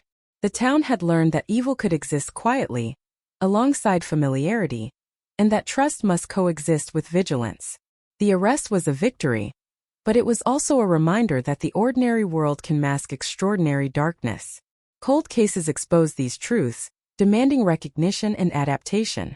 As the night deepened, Detective Benson reviewed notes one final time. The evidence was compelling, the timelines verified, and the suspects linked to Emily's disappearance undeniable. The cold case, patient for 25 years, had finally reached its resolution. Yet the emotional landscape of the community, the scars etched into memory, would endure far longer than any courtroom proceedings. The arrest provided closure, but the echoes of trauma and revelation would resonate for decades to come. In the quiet aftermath, the neighborhood was different. Shadows seemed longer, streets more ominous, and every interaction carried the residue of suspicion. Parents whispered lessons to their children, neighbors maintained cautious distance, and the ordinary routines of suburban life were forever altered.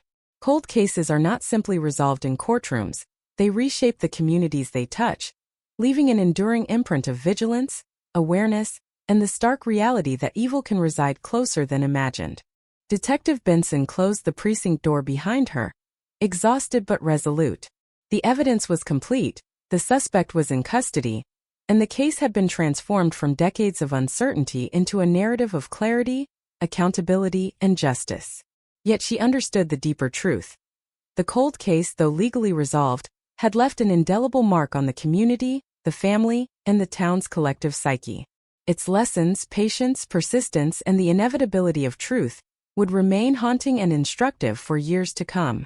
The town stirred once more. Yet its heartbeat was uneven, fractured by 25 years of unspoken fear finally exposed.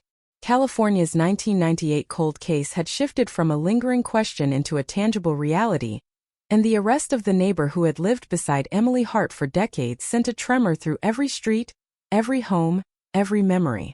People walked cautiously, aware that the ordinary world had been permeated by an extraordinary darkness, and every familiar face was now shadowed by suspicion. The sense of safety that had once been taken for granted evaporated, leaving vigilance in its place. Detective Benson arrived at the precinct, a thin morning fog clinging to her coat, and opened the file once more. Decades of notes, witness statements, and forensic reports lay in organized piles, each page a fragment of a story waiting to be fully understood. Cold cases have a rhythm of their own, a patience that stretches across years, decades even, yet demands relentless attention when the moment of revelation arrives. Benson had spent years piecing together a mosaic of facts, suspicions, and overlooked clues, and now the picture was becoming horrifyingly clear. The suspect remained calm in custody, yet beneath that carefully constructed mask, tension was palpable.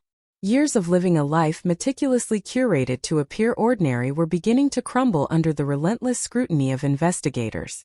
Every word he spoke was dissected, every movement analyzed, every pause measured for meaning. 25 years of silence could not withstand the convergence of modern forensic science, meticulous investigation, and the unwavering pursuit of truth. The cold case, patient and precise, had cornered him at last. Neighbors recounted memories of the suspect with a new lens of perception. Small gestures previously mundane, a lingering glance, an unexplained absence, a shadow near a window, suddenly assumed sinister significance. People realized that evil had been living among them, hidden in plain sight. The ordinary routines of daily life, once comforting, were now perceived as potential avenues for concealment. Conversations echoed with questions. How could this have gone unnoticed? How had a friendly face concealed such a calculated darkness for decades? The collective consciousness of the town shifted irrevocably. Forensic teams worked tirelessly, analyzing decades-old evidence with the advantage of modern technology. Fibers from Emily's bedroom, previously deemed insignificant, were now pivotal. DNA traces, once undetectable, now linked the suspect conclusively to the scene. Tiny details, the placement of objects, the alignment of footprints, traces of movement, combined to form a narrative that could no longer be ignored. Cold cases, long dormant, demand patience, yet when they speak with absolute clarity, and the past yields its secrets to those willing to see. Emily's family navigated a turbulent sea of relief and grief. Each revelation of evidence brought both solace and fresh sorrow.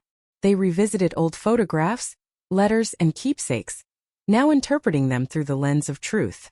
Detective Benson guided them carefully, providing both factual clarity and emotional support. Every detail of the investigation, every timeline reconstructed, helped the family reclaim fragments of understanding stolen over decades. Closure was tentative but tangible, a lifeline in the turbulent waters of long-delayed justice. The town remained on edge. Streets, once familiar, now seemed fraught with meaning. Parents whispered warnings, neighbors exchanged cautious nods, and casual interactions were underscored with a new awareness. The arrest served as both a relief and a reminder that proximity does not guarantee safety, that the familiar can conceal unimaginable darkness. Conversations revisited past events, searching for overlooked signs, moments when intuition might have sensed the threat. Yet the cold case revealed that appearances could be deceptive, and patience is essential to uncovering truth. Detective Benson reconstructed the night of Emily's disappearance with painstaking attention to detail. Surveillance footage, once archived and forgotten, was reviewed frame by frame.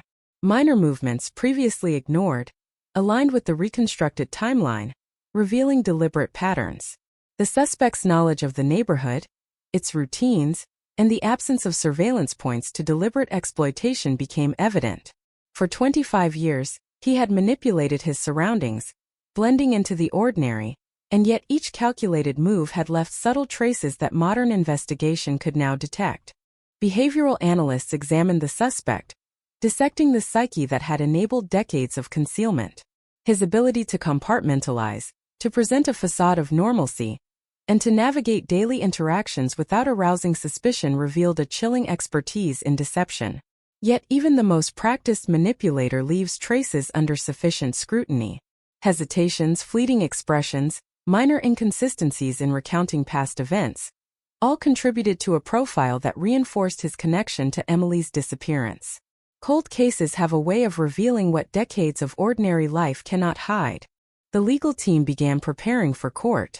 Every piece of evidence, every witness account, every forensic confirmation needed to be meticulously documented and linked in a coherent narrative. The challenge was formidable.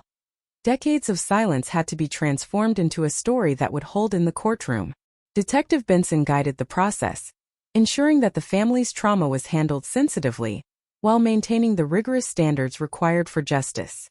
The cold case demanded accuracy, precision, and clarity in every aspect. As the suspect's interrogation continued, subtle cracks in his demeanor became more pronounced. Micro-expressions, slight hesitations, and contradictory statements emerged under sustained questioning. The patience and persistence of law enforcement, coupled with the inexorable advance of forensic technology, left him increasingly unable to maintain the facade of innocence. 25 years of careful concealment had not prepared him for this level of scrutiny. Cold cases are patient, relentless, and unforgiving. They allow no evasion once truth has begun to surface. The community watched the process unfold with a mixture of fascination and dread.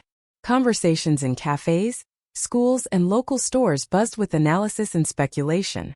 Parents re-examined routines, neighbors reflected on past interactions, and the ordinary fabric of life was subtly altered by awareness of the hidden malevolence that had existed in their midst. Trust, once assumed, became provisional. Vigilance, once optional, became instinctual. The arrest had delivered justice, yet it also delivered a profound lesson in the fragility of appearances. Forensic analysis continued to uncover additional connections. Fibers and DNA traces, re-examined with modern precision, corroborated eyewitness accounts and reconstructed timelines. Every detail that had once seemed negligible now contributed to a coherent, undeniable narrative. Cold cases, through patience and persistent effort, transform silence into evidence, doubt into certainty, and mystery into understanding.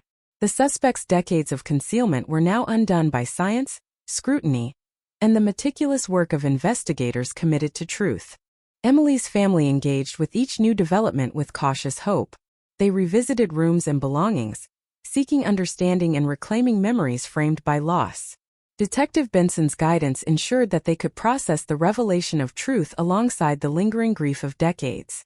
Every step, every piece of evidence, every reconstructed timeline contributed to a growing sense of resolution, allowing them to confront a past long shrouded in uncertainty. Closure, while never complete, became a tangible goal. The suspect's meticulous planning was laid bare. Patterns of behavior, routines, and interactions, once invisible, were now meticulously documented as evidence of intent. The arrest revealed the extraordinary lengths he had gone to maintain the appearance of normalcy, to remain unnoticed, and to evade detection. 25 years of deception had been stripped away, revealing a calculated and deliberate pattern of behavior that shocked both investigators and the community. Cold cases, patient and persistent, have a way of unmasking even the most careful perpetrators. The town adjusted gradually to the revelation. Streets, homes, and daily routines regained a semblance of normalcy, but the underlying awareness of hidden danger persisted.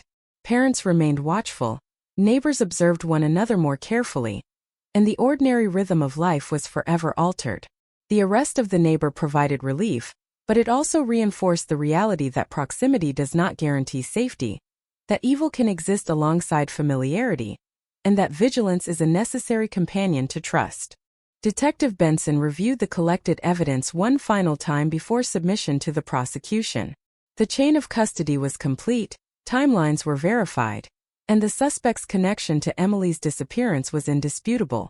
The cold case, patient for decades, had reached its culmination in truth and accountability. Yet Benson understood that the impact of the case extended far beyond legal resolution. The town, the family, and even the investigators themselves would carry the emotional and psychological imprints of this investigation for years to come. As night fell, the neighborhood carried a new silence. Shadows seemed longer, and the ordinary had been permanently recontextualized by the revelation of hidden malevolence. Cold cases leave more than closure. They leave awareness, caution, and a subtle lingering fear. The arrest, while a moment of justice, had illuminated the fragility of human perception, the limits of assumption, and the importance of persistence. Communities learn from these revelations, and vigilance becomes embedded in collective memory. Detective Benson closed the precinct for the evening, exhausted but resolute. The suspect was secured, evidence catalogued, timelines corroborated, and the legal process prepared to move forward. Yet the echoes of the cold case persisted, reverberating through the town, the family, and the investigators. Emily Hart's disappearance, once a void, was now a narrative reconstructed, understood, and confronted. The quiet streets bore witness to a truth that had waited decades to emerge, a chilling testament to the persistence of justice and the inevitability of truth. The town remained unsettled. Even in the light of day, the streets carried the residue of years-long uncertainty. California's 1998 cold case had finally forced itself into the open, and the arrest of the neighbor who had lived beside Emily Hart for 25 years left every resident questioning what they thought they knew. Life moved cautiously now. Footsteps echoed differently on the pavements, casual greetings carried an undertone of scrutiny, and every shadow seemed capable of hiding secrets. The ordinary rhythm of daily life had been punctured, revealing the fragility of assumed safety and the persistent weight of hidden malevolence. Detective Benson returned to the precinct before dawn, the fog settling thickly around streetlights that illuminated streets once deemed safe. She opened the evidence files with care, tracing years of investigation with eyes trained for nuance. Cold cases demand patience, a meticulous attention to detail, and an unrelenting refusal to overlook even the smallest anomaly. Every photograph, every witness statement, every forensic note was a potential key to unlocking the narrative that had eluded resolution for decades. The investigation had moved from conjecture to certainty, yet each step forward revealed layers of complexity that demanded exhaustive scrutiny. The suspect remained in custody, his calm facade showing subtle cracks under the continuous interrogation. 25 years of carefully curated normalcy were beginning to fray. Micro-expressions, minute hesitations, and inconsistencies in his narrative revealed the careful construction of a life meant to hide a sinister act. Investigators observed every twitch of the eye, every change in posture, every flicker of response, understanding that the cold case had finally cornered him in a way that decades of anonymity could not resist.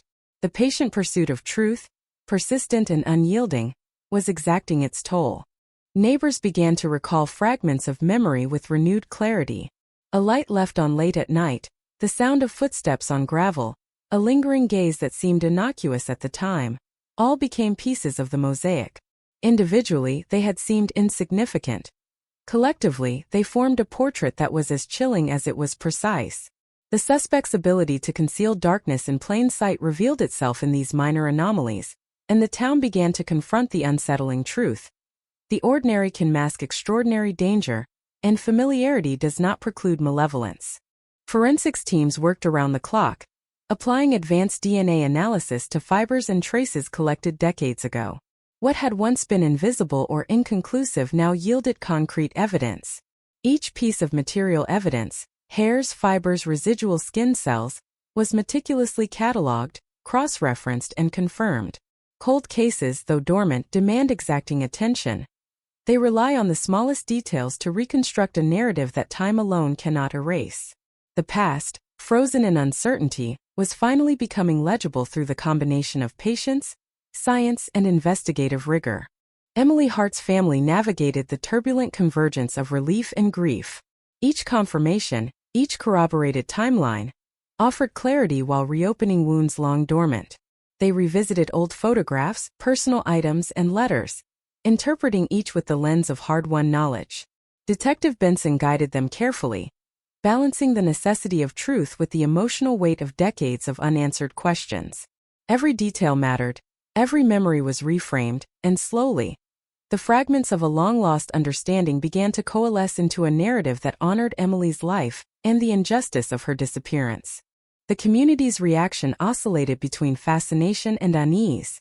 Conversations at cafes, schools, and grocery stores revisited every interaction, every minor observation, now reframed in the context of 25 years of concealed intent. Trust, once assumed, was replaced with vigilance. Ordinary familiarity now carried a whisper of caution.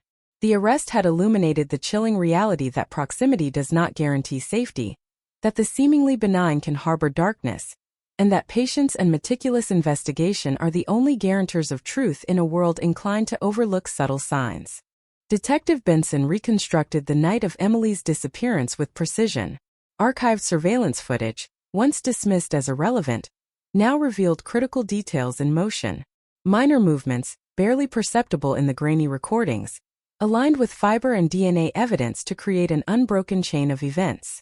The suspect's familiarity with the neighborhood and its routines, his strategic manipulation of environment, and his exploitation of human assumptions formed a chillingly deliberate pattern. 25 years of obscured truth were now illuminated, and the narrative of his actions could no longer be hidden behind the facade of normalcy. Behavioral analysts dissected the suspect's actions in psychology. His capacity for compartmentalization, for constructing an unassuming persona, and for executing long-term concealment underscored the meticulous nature of his planning. Yet under persistent questioning and scrutiny, subtle inconsistencies emerged. Hesitations, contradictory statements, and fleeting expressions revealed the tension between carefully maintained deception and the inexorable pressure of truth. Cold cases expose the smallest vulnerabilities, and even the most disciplined manipulator cannot fully evade them when confronted by relentless investigation. The legal team prepared meticulously for court. Every piece of evidence, every witness testimony, every reconstructed timeline needed to be woven into a coherent narrative capable of withstanding the rigorous examination of the judicial system. Detective Benson coordinated the process, ensuring that the family's trauma was considered alongside the requirements of proof. Cold cases demand both accuracy and sensitivity. Decades of silence must be translated into clarity without diminishing the human toll. Every document, every photograph, every detail was a bridge from unresolved grief to justice. Interrogation sessions revealed the suspect's psychological unraveling. His calm exterior, honed over decades, began to falter under sustained pressure. Small inconsistencies, fleeting micro-expressions, and contradictions in his account emerged with increasing frequency. The cold case, silent for 25 years, now pressed upon him with a relentless insistence. Time may have delayed accountability, but it could not erase the inexorable alignment of evidence, memory, and truth. Every minute in that room intensified the inevitability of confrontation. The town, still processing the shock of revelation, began to reinterpret ordinary life. Streets, homes, and interactions were reframed through the lens of vigilance. Parents watched more closely, neighbors questioned routine, and the collective consciousness absorbed the uncomfortable truth that the familiar can conceal extraordinary malice. The arrest provided resolution, but it also left a persistent awareness. Trust requires both perception and patience, and evil may reside closer than anyone suspects. Forensic examination continued to reveal critical connections. Previously overlooked evidence now reinforced the narrative.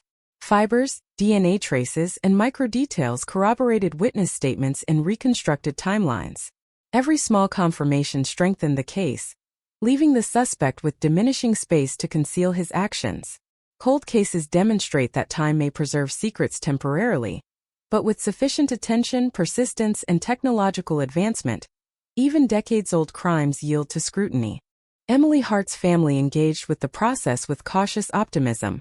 Revisiting her belongings, photographs, and personal spaces, they interpreted every detail within the context of the investigation.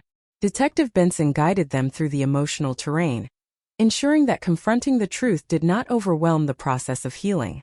Every timeline, every verified detail, every corroborated statement contributed to a growing sense of resolution. Closure, while imperfect, began to take shape after 25 years of uncertainty. The suspect's meticulous planning and concealment were exposed in minute detail. Every routine, every interaction, every carefully curated appearance became evidence of calculated intent. 25 years of living undetected came into sharp focus, revealing the lengths to which he had gone to maintain his facade. The arrest, while a single event, illuminated decades of deception, demonstrating both the persistence of human cunning and the unyielding capacity of investigative rigor to uncover hidden truths. As the town adapted to the revelation, life regained a tentative rhythm. Streets were walked with vigilance, conversations carried an awareness of proximity to danger, and the ordinary was tempered with caution. The arrest brought relief, yet it also reinforced the fragile line between safety and exposure, trust and skepticism. Cold cases reshape communities, leaving indelible marks that alter perception, behavior, and the collective understanding of human nature. Detective Benson reviewed the assembled evidence one final time. The suspect was securely in custody, the chain of proof meticulously documented, and the narrative reconstructed with precision. The cold case, patient for 25 years, had reached resolution in fact and accountability, yet Benson understood that the impact extended far beyond legal proceedings. The town, the family, and the investigative team would carry the imprint of this case for years, a reminder of both the resilience of truth and the enduring consequences of concealment. Night settled over the neighborhood, shadows stretching across familiar streets now imbued with new meaning. Cold cases leave more than closure. They leave awareness, vigilance, and the subtle residue of fear. The arrest was a victory, but it illuminated the fragility of perception and the necessity of persistence. Communities learn from these revelations, adopting caution as instinct and remembering that even the familiar can harbor profound darkness. Detective Benson closed the precinct for the evening, exhausted but resolute. The suspect was contained, evidence secured, and the case had been transformed from decades of uncertainty into a coherent narrative of truth. The echoes of the cold case, however, would continue to reverberate through the town, the family, and the investigators. Emily Hart's life, once interrupted and obscured, was now honored through the meticulous work of those unwilling to let time obscure justice.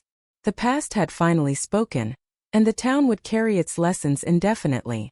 The courtroom loomed over the town like a monument to decades of waiting, every brick and echo imbued with the weight of 25 years of unresolved grief.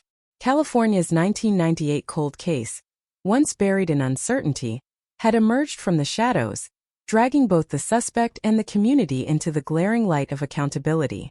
Detective Benson arrived early, the file clutched in her hands, scanning every page, every note, every fiber of evidence that had, over decades, been painstakingly collected. The cold case demanded precision, it demanded patience, it demanded that every detail, no matter how small, be ready to withstand scrutiny. The suspect, calm yet taut, entered the courtroom with a measured step. Years of living undetected, blending seamlessly into suburban life, had taught him composure, but the cumulative weight of evidence now bore down on him.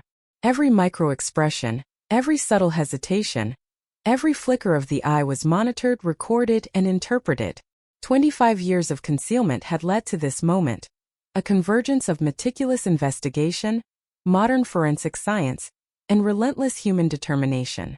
The ordinary neighbor was now exposed as the architect of a profound darkness that had haunted a community for decades. The gallery filled gradually with townspeople, journalists, and members of Emily Hart's family. Each face carried a mixture of anticipation, fear, and sorrow. Conversations were hushed.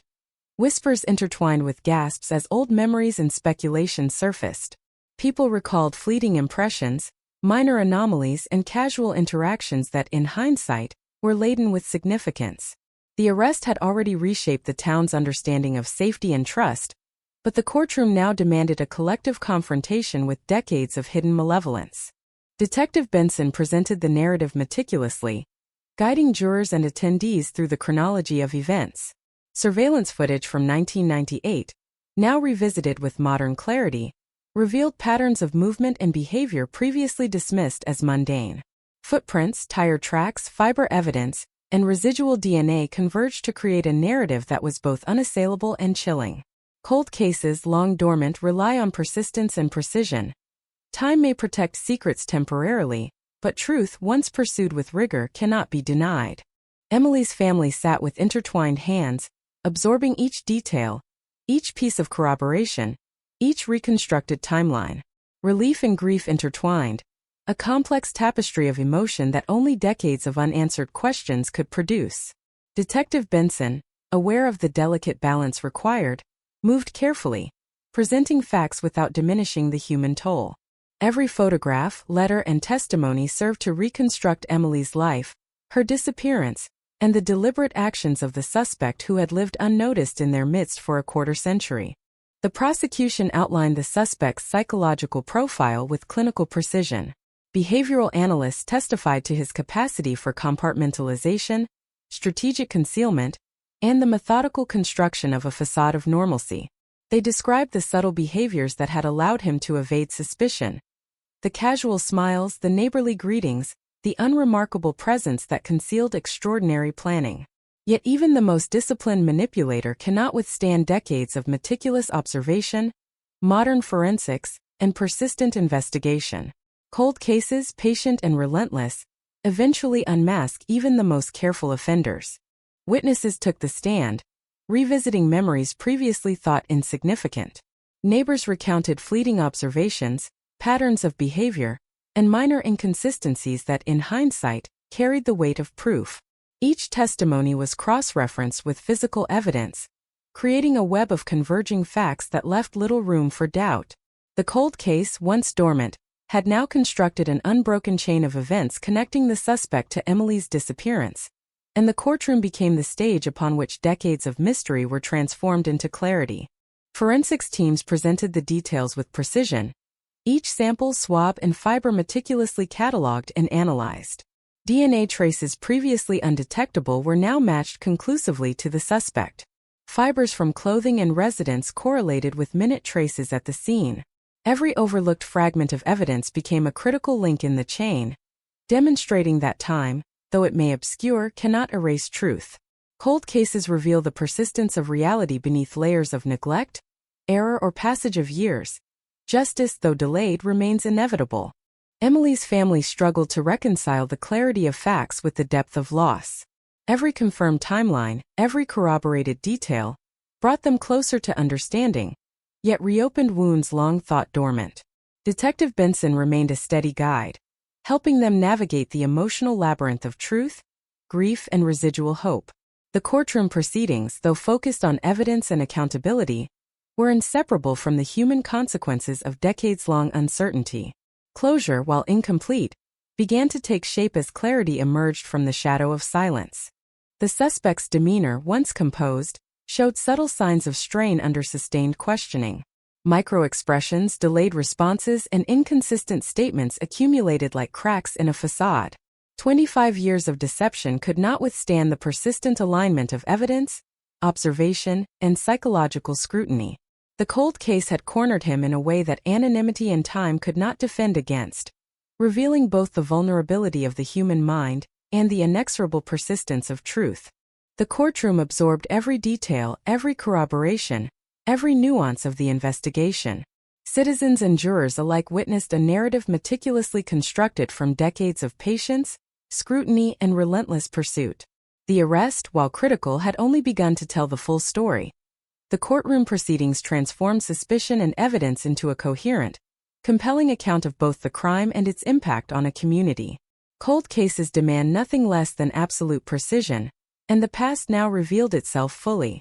Investigators revisited minor details from the original scene.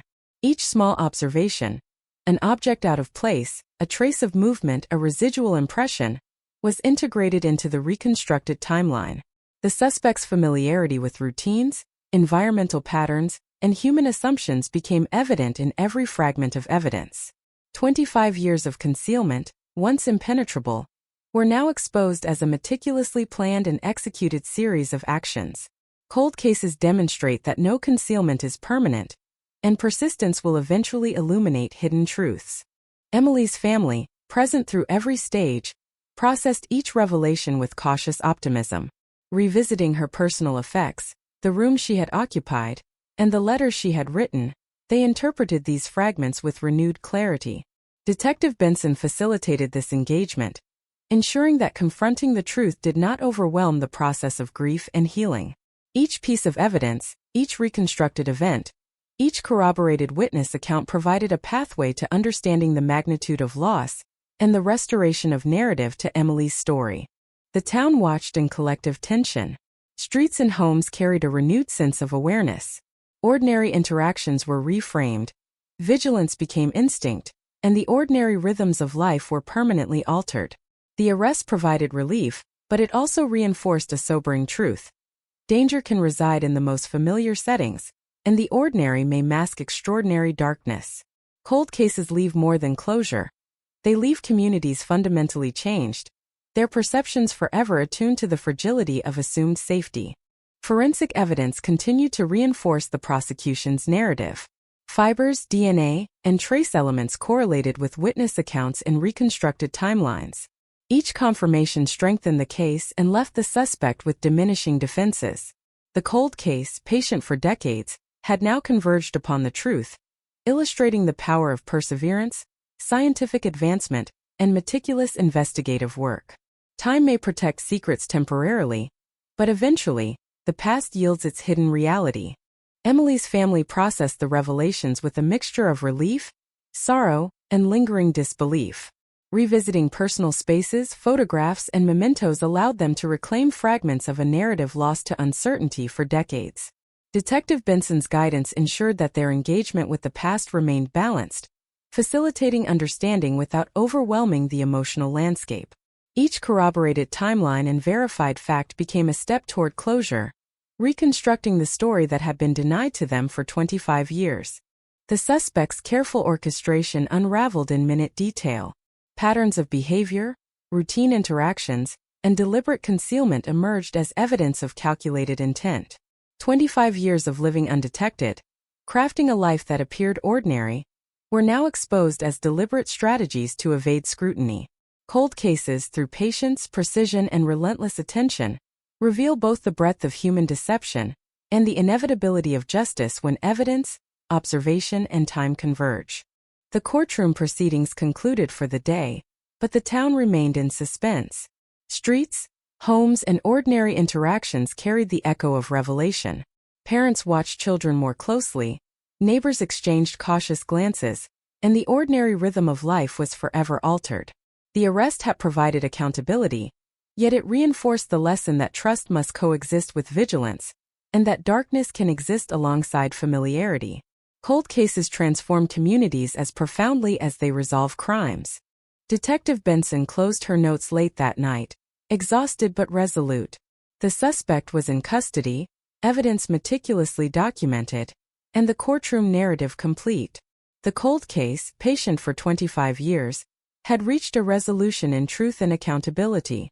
Yet the psychological and emotional imprints on the town, the family, and the investigators themselves would endure for decades.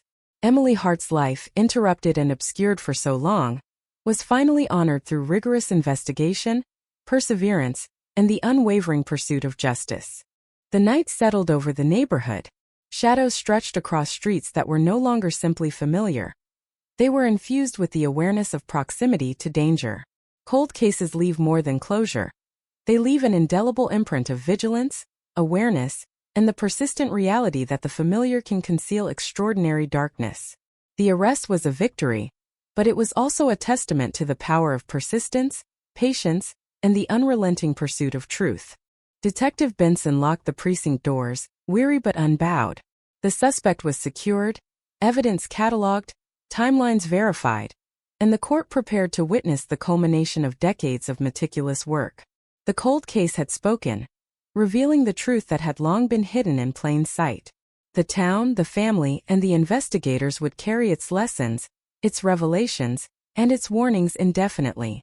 Justice, though delayed, had arrived, and the shadows of the past now stood illuminated under the harsh light of accountability. The courtroom buzzed with anticipation, a low hum of anxiety and curiosity that rippled through every seat, every aisle, every gallery.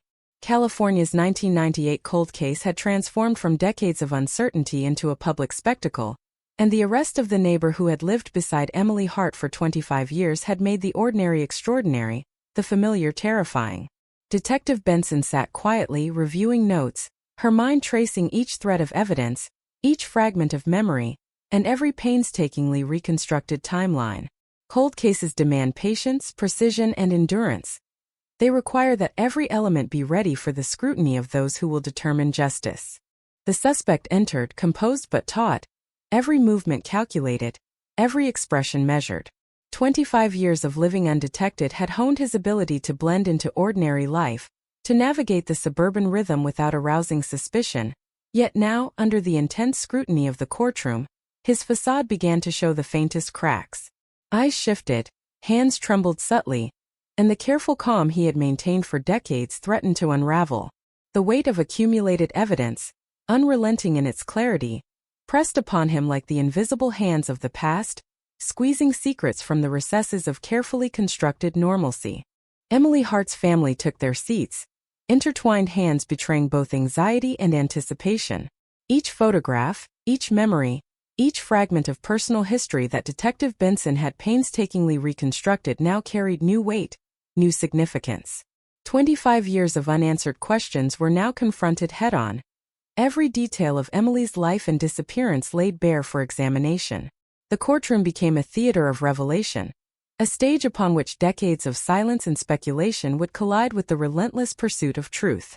The prosecution began with the timeline, a meticulous reconstruction of the night Emily disappeared. Surveillance footage, long archived and forgotten, was revisited frame by frame. Minor movements, almost imperceptible in the grainy video, aligned with fiber evidence, DNA traces, and witness statements to form a coherent narrative. Every anomaly, every seemingly insignificant detail, suddenly assumed meaning. The suspect's familiarity with the neighborhood, its routines, and its residents became evident, revealing a calculated exploitation of human assumptions and a deliberate manipulation of circumstance. Cold cases, though dormant for decades, have a way of demanding attention when the cumulative weight of evidence can no longer be ignored. Forensic teams presented the minutiae with clinical precision. DNA extracted from fibers and swabs, long considered inconclusive, now yielded definitive matches. Trace evidence corroborated witness accounts, aligning movement patterns, physical presence, and environmental details. Each sample, previously dismissed or overlooked, contributed to the tapestry of truth. Time, though it had obscured clarity, could not resist the advances of science and the careful work of investigators who refused to let decades of concealment erase justice. The cold case had waited patiently, silently demanding resolution, and now it was fully realized in court. Witnesses recounted their memories with renewed clarity, interpreting past interactions through the lens of current understanding. Casual observations, previously unremarkable, became vital pieces of evidence. A neighbor's fleeting glance, the timing of routine errands, the positioning of objects within the home, all combined to illustrate a pattern of deliberate behavior. The suspect's ordinary life, once unremarkable, now emerged as a calculated orchestration, each action carefully designed to avoid detection, each interaction strategically manipulated to obscure intent. The cold case, silent for decades, was finally speaking with unyielding clarity. Emily Hart's family absorbed each revelation with a mixture of relief, sorrow, and disbelief. Every corroborated timeline, every confirmed detail, brought them closer to understanding yet reopened the wounds long held in quiet endurance. Detective Benson navigated this emotional terrain with careful precision, ensuring that the presentation of facts did not overwhelm the process of grief and healing. Each fragment of evidence, each reconstructed sequence of events, served not only to establish accountability, but also to honor the life of Emily Hart, whose story had been eclipsed by uncertainty for far too long. The suspect's composure began to falter under the relentless examination. Small inconsistencies, micro-expressions, and delayed responses accumulated like cracks in the carefully constructed facade. 25 years of deception, meticulously maintained, could not withstand the convergence of evidence, observation, and psychological pressure. The cold case had cornered him in a way that years of anonymity could not mitigate, revealing the profound vulnerability of human artifice when confronted by relentless pursuit and scrutiny. The courtroom absorbed every detail, every nuance, every corroborated fact. Citizens, jurors, and family members alike witnessed the intricate narrative unfold, each element precisely documented and cross-referenced. The arrest, while significant, had been merely the opening act. The courtroom proceedings transformed speculation and suspicion into a compelling, coherent, and undeniable account of both the crime and its enduring impact. Cold cases demand meticulous attention, and in this case, decades of patient investigation had finally coalesced into an unbroken chain of accountability. Investigators revisited small, overlooked details from the original scene. Each object, every subtle trace, every residual impression was re-examined and integrated into the reconstructed timeline. The suspect's intimate knowledge of routines, environmental patterns, and human assumptions was made evident through these fragments of evidence. For 25 years, he had skillfully manipulated perception, exploiting ordinary assumptions to conceal extraordinary malice. Yet now every calculated act was revealed, exposed by the patient persistence of investigation and the relentless advancement of forensic science. The family engaged with the process cautiously, revisiting personal spaces, photographs, and keepsakes. Each memory, each item, carried the dual weight of grief and clarity. Detective Benson facilitated their engagement, ensuring that confrontation with decades of truth remained bearable and meaningful. Every verified timeline, every corroborated account, every minute detail contributed to a growing sense of closure, reconstructing a narrative that had been denied to them for a quarter-century. Emily Hart's story, once obscured, was now illuminated with painstaking fidelity. The suspect's careful orchestration unraveled in minute detail. Patterns of behavior, routine interactions, and deliberate concealment emerged as undeniable evidence of calculated intent. Every act of daily life, previously perceived as ordinary, was revealed to be part of a deliberate strategy to evade detection. Cold cases, through patience, precision, and relentless attention, expose both the breadth of human deception and the inevitability of accountability when evidence, time, and persistent investigation converge. The courtroom proceedings concluded for the day, yet the town remained in heightened tension. Streets, homes, and casual interactions carried the lingering awareness of concealed danger. Parents watched children with renewed vigilance, neighbors exchanged cautious glances, and the ordinary rhythm of life was irrevocably altered. The arrest had provided accountability, yet it reinforced the sobering reality that trust and vigilance must coexist, and that darkness can reside in proximity, concealed beneath a facade of normalcy. Cold cases leave communities profoundly transformed, their perception of safety and human behavior forever adjusted. Detective Benson reviewed the assembled evidence one final time for the evening. The suspect was secured, the chain of proof meticulously documented, and the court proceedings prepared to continue. The cold case, dormant for decades, had reached resolution in both fact and accountability.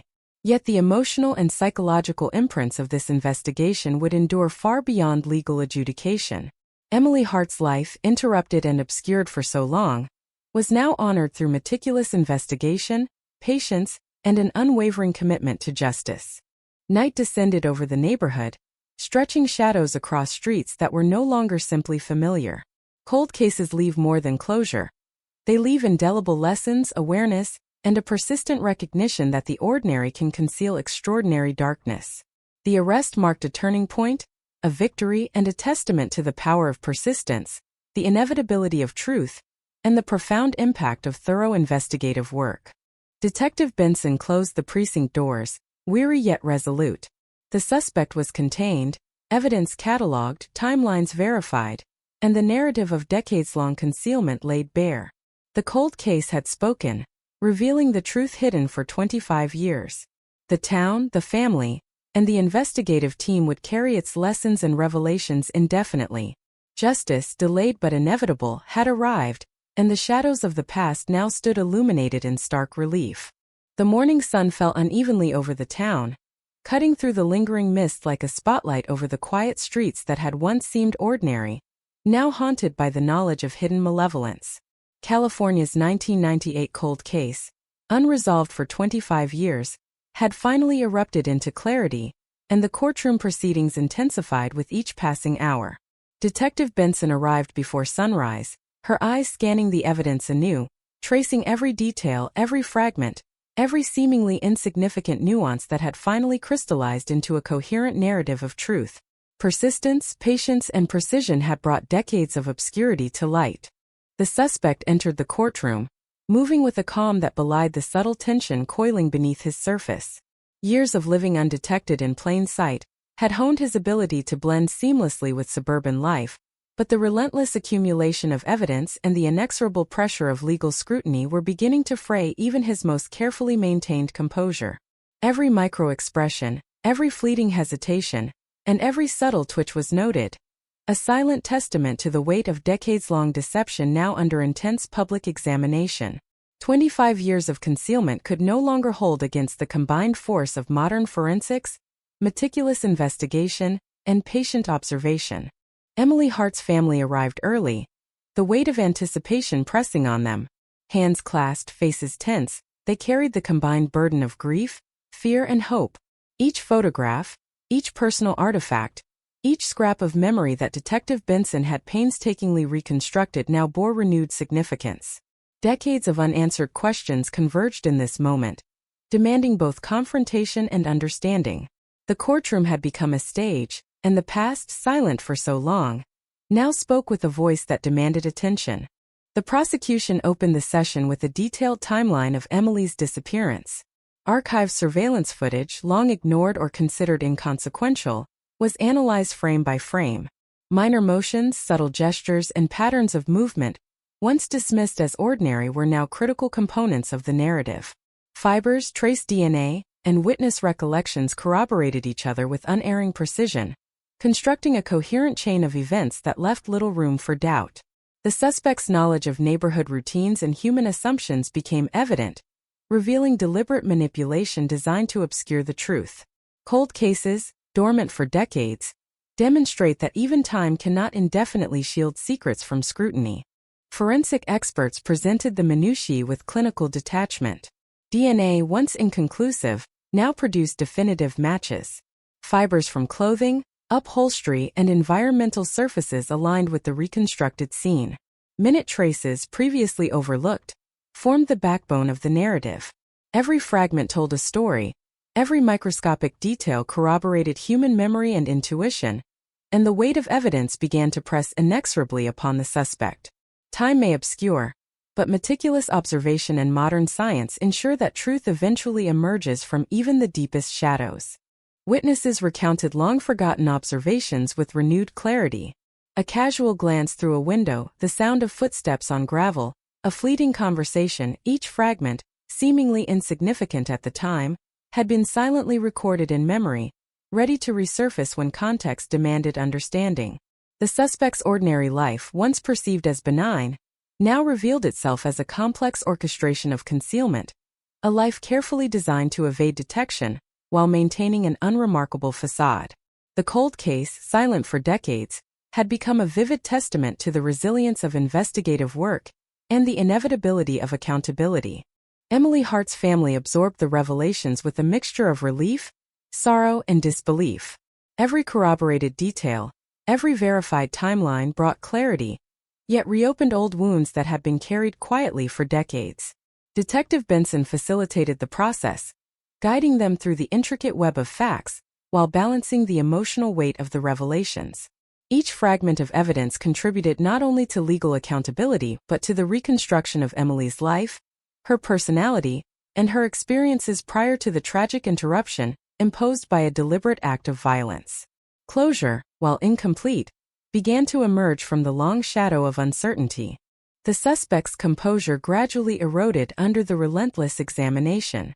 Minor inconsistencies in testimony, subtle hesitations, and fleeting expressions accumulated like fissures in a carefully constructed facade. Decades of meticulous deception, honed to evade suspicion, could not withstand the pressure of converging evidence, persistent observation, and psychological scrutiny. The cold case had finally ensnared him, revealing the vulnerability of even the most disciplined manipulator when confronted by the unyielding force of truth and evidence.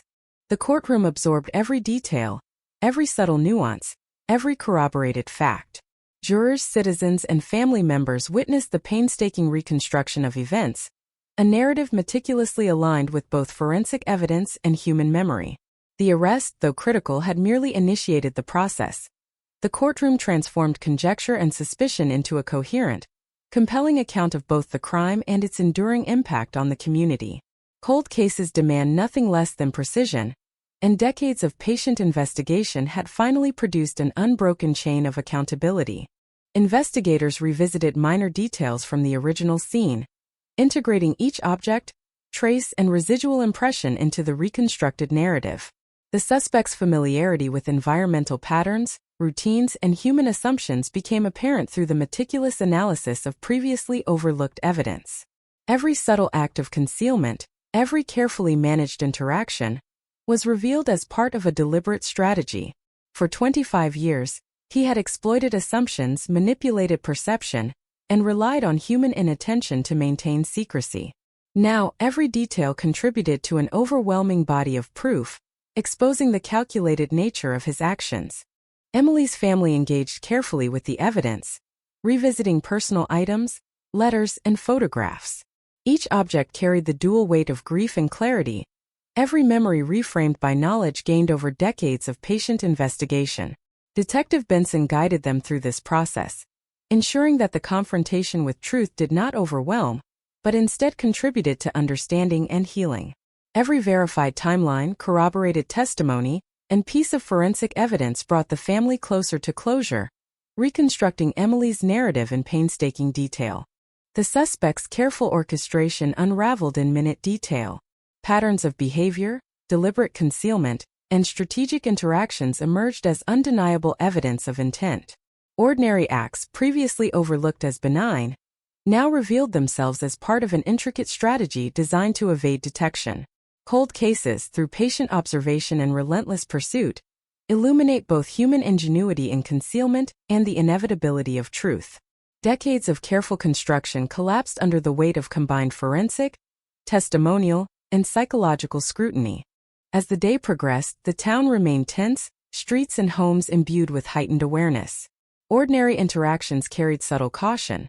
Neighbors observed routines more closely, parents monitored children with vigilance, and the community adjusted to the realization that proximity does not preclude danger. The arrest had provided resolution, yet it also reinforced the fragile balance between trust and vigilance. the sobering awareness that darkness can reside in plain sight, and the enduring impact of a cold case on a collective consciousness. Forensic confirmation continued to fortify the prosecution's narrative. Fibers, DNA, and microtraces aligned with reconstructed timelines and witness accounts. Each detail strengthened the overall narrative, leaving the suspect with diminishing opportunities for evasion or misrepresentation. The cold case, patient for 25 years, had finally converged on a single undeniable truth. Meticulous investigation, persistence, and modern scientific methods ultimately prevail over concealment, deception, and time. Emily's family absorbed the revelations with cautious optimism. Revisiting her personal spaces and belongings, they interpreted each fragment with newfound clarity. Detective Benson facilitated this engagement, ensuring that confronting the reality of decades-long concealment did not overwhelm the emotional landscape.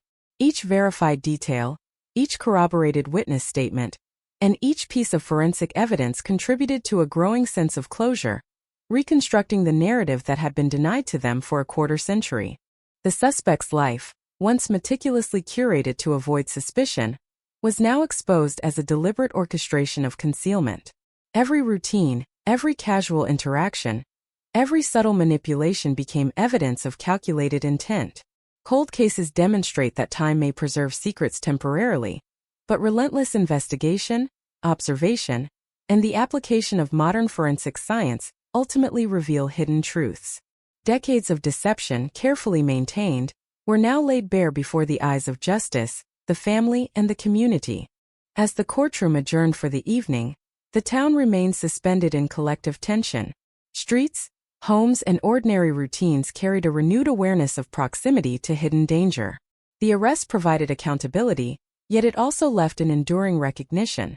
Trust must coexist with vigilance, familiarity may conceal extraordinary darkness, and the lessons of cold cases persist long after the resolution of individual crimes. Communities are forever transformed by the revelations cold cases demand.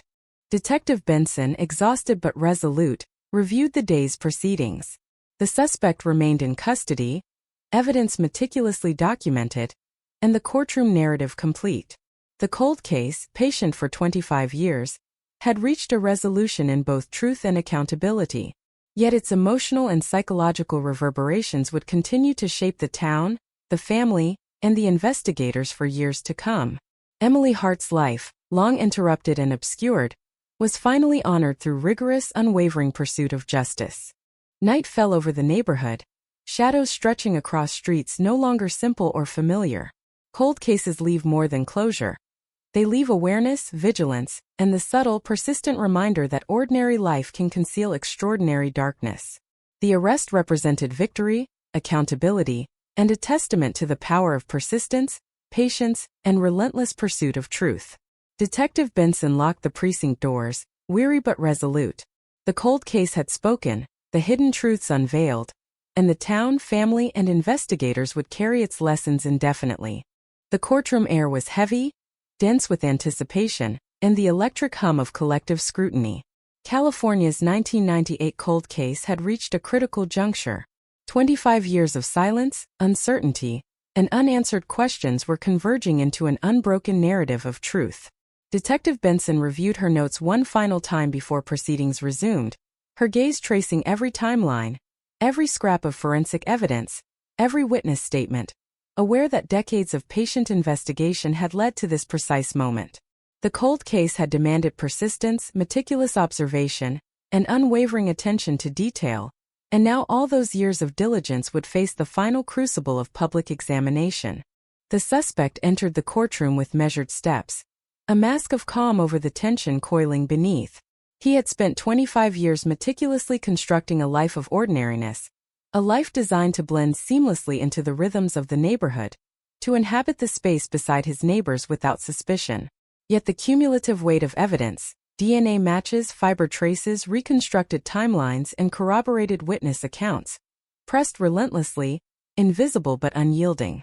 Every subtle hesitation, every micro-expression, every minor inconsistency in speech was catalogued and interpreted by the sharp eyes of jurors, investigators, and family members. The ordinary man, the neighbor, was now revealed as the orchestrator of a darkness concealed for decades, a darkness that had left a community suspended in fear and uncertainty. Emily Hart's family arrived early, the gravity of the day pressing upon them. Their intertwined hands, furrowed brows, and occasional tremors betrayed the tension they carried. Each photograph, each personal artifact, each memory painstakingly reconstructed by Detective Benson, was now more than a relic. It was a fragment of a narrative demanding resolution. Decades of unanswered questions pressed into the room, heavy as stone, compelling attention, forcing recognition, and demanding both understanding and confrontation. The courtroom had become the stage for this reckoning, and the silence of the past was now supplanted by the clarity of facts and relentless human scrutiny. The prosecution resumed, detailing Emily's final known movements with precision. Surveillance footage, once considered peripheral, was analyzed frame by frame, revealing subtle patterns of motion, repeated gestures, and behaviors that previously escaped notice. Every minor anomaly, every fleeting interaction, was now a critical component in the reconstruction of the night Emily disappeared. Fiber traces, DNA samples, and witness recollections aligned seamlessly, forming an irrefutable chain of evidence. The suspect's intimate familiarity with neighborhood routines, his manipulation of assumptions, and his careful orchestration of concealment became glaringly apparent. Cold cases, long dormant, demonstrate that time cannot indefinitely protect those who rely upon it to conceal truth. Forensic teams presented the evidence with methodical precision. DNA samples, once inconclusive, now matched definitively. Fibers from clothing, upholstery, and environmental surfaces traced directly to the suspect, corroborating witness accounts and the reconstructed timeline. Microtraces and minute observations, overlooked for decades, had become the foundation of a compelling narrative, an unyielding testament to the power of patience, persistence, and scientific advancement. The cold case had spoken. Its voice was clear, undeniable, and meticulous. Witnesses recounted their recollections with renewed clarity, long-forgotten observations resurfacing under the scrutiny of context and corroboration. A neighbor's fleeting glance, the sound of footsteps on gravel, a casual conversation, all were reinterpreted as evidence, critical to understanding the calculated orchestration that had allowed the suspect to evade suspicion for decades. Ordinary life, once unremarkable, now revealed itself as a carefully managed facade, designed to mask deliberate intent. The cold case demonstrated that even the most subtle manipulation can be traced, reconstructed, and exposed through patience and methodical investigation. Emily Hart's family absorbed each revelation with a mixture of grief, disbelief, and cautious relief. Every verified timeline, every corroborated detail, every fragment of reconstructed reality brought clarity, while reopening old emotional wounds long held in quiet endurance. Detective Benson guided them through each step, balancing the presentation of facts with sensitivity to the human consequences of decades-long uncertainty. The courtroom proceedings were not merely legal. They were deeply human, reconstructing the life, the loss, and the enduring impact of Emily's disappearance on her family and her community. The suspect's composure began to erode as the scrutiny intensified. Minor inconsistencies in statements, fleeting expressions, and subtle gestures accumulated, eroding the carefully maintained facade. 25 years of deliberate concealment, meticulously crafted to evade attention, could not withstand the convergence of physical evidence, witness testimony, and psychological pressure. The cold case had finally ensnared him, exposing the vulnerability inherent in even the most carefully maintained deception. Every fiber of concealment unraveled under relentless examination, every carefully constructed routine revealed as a mechanism for evasion, every interaction a calculated step toward maintaining secrecy. The courtroom witnessed the culmination of decades of investigation. Every detail, every corroboration, every reconstructed event contributed to a narrative both compelling and unassailable. The arrest, while pivotal, was merely the opening act. The proceedings transformed suspicion and conjecture into a coherent, undeniable chronicle of crime and consequence. Cold cases demand the highest level of precision, and decades of patient, painstaking investigation had converged to create a narrative impossible to dispute. The meticulous alignment of timelines, forensic evidence, and human testimony left no space for doubt or evasion. Investigators revisited minor, previously overlooked details from the original scene. Objects displaced, residual traces, subtle environmental evidence. Every fragment was integrated into the reconstructed timeline, revealing the suspect's careful exploitation of human assumptions and environmental familiarity. Every act, previously dismissed as mundane, now demonstrated deliberate strategy and intent. The facade of ordinariness had been a mask, expertly designed to mislead and avoid detection, but it now collapsed under the weight of persistent scrutiny. Cold cases, when pursued with diligence and methodical rigor, illuminate the most intricate patterns of concealment. Emily's family engaged carefully with evidence, revisiting personal effects, letters, photographs, and spaces imbued with memory. Each item carried the dual weight of grief and understanding, a bridge between past uncertainty and present clarity. Detective Benson facilitated this process, ensuring that the confrontation with truth remained comprehensible and survivable. Every verified timeline, every corroborated witness account, and every forensic detail contributed to reconstructing Emily's story, allowing her family to reclaim fragments of a narrative lost for decades. The cold case, once dormant, now provided a path toward understanding and ultimately resolution. The suspect's orchestration unraveled further, revealing the calculated patterns of behavior, strategic concealment, and deliberate interactions that had allowed him to evade suspicion for decades. Ordinary routines, seemingly benign, emerged as evidence of intent, a meticulous design to obscure truth. Cold cases, through patient investigation and scientific rigor, demonstrate that even the most carefully constructed concealments are temporary. Decades of manipulation collapsed under the cumulative pressure of observation, forensic science, and unrelenting pursuit of truth. As the day drew on, the town remained enveloped in tension. Streets, homes, and casual interactions carried the imprint of heightened awareness. Neighbors observed routines with greater scrutiny, parents watched children with renewed vigilance, and the ordinary cadence of life was permanently altered. The arrest had delivered accountability, yet it also imparted a sobering awareness. Trust and vigilance must coexist, and darkness can exist adjacent to familiarity. Communities are irrevocably transformed by the revelations that cold cases demand. Forensic confirmations continue to bolster the prosecution's narrative. DNA, fibers, and microtraces align precisely with reconstructed timelines and witness accounts, leaving the suspect with diminishing avenues for evasion or misrepresentation. The cold case, patient for 25 years, had converged upon an undeniable truth. Meticulous investigation, scientific advancement, and persistent observation would ultimately reveal deception, manipulation, and hidden crime. The past, long obscured, had finally spoken with clarity and precision. Emily's family processed the revelations with cautious hope. Revisiting her personal spaces and possessions, they interpreted each fragment in the context of verified timelines and corroborated evidence. Detective Benson guided them through this process, ensuring the confrontation with decades-long concealment contributed to understanding and healing rather than overwhelming despair. Each verified fact, each corroborated account, each piece of forensic evidence restored fragments of Emily's story, allowing her family to reclaim, at last, a sense of narrative and truth. The suspect's carefully constructed life was now exposed as a deliberate orchestration of concealment. Patterns of behavior, strategic routines, and seemingly ordinary interactions now revealed intentionality and design. Cold cases demonstrate that time may obscure, but it cannot prevent the revelation of truth. Years of deception, meticulously maintained, were laid bare before the eyes of justice, the family, and the community. The facade that once protected him had collapsed, revealing a decades-long strategy of evasion and manipulation. As the courtroom adjourned for the evening, the town remained in suspense. Streets, homes, and interactions carried the weight of newly acquired awareness. The arrest had provided justice, yet it also reminded everyone that trust must be balanced with vigilance, and that familiarity does not guarantee safety.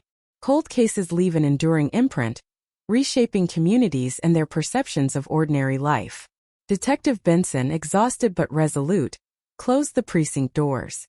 The suspect was secured, evidence catalogued, and the narrative painstakingly reconstructed. The cold case had spoken, illuminating truths long hidden, and the town, the family, and the investigators would carry its lessons indefinitely.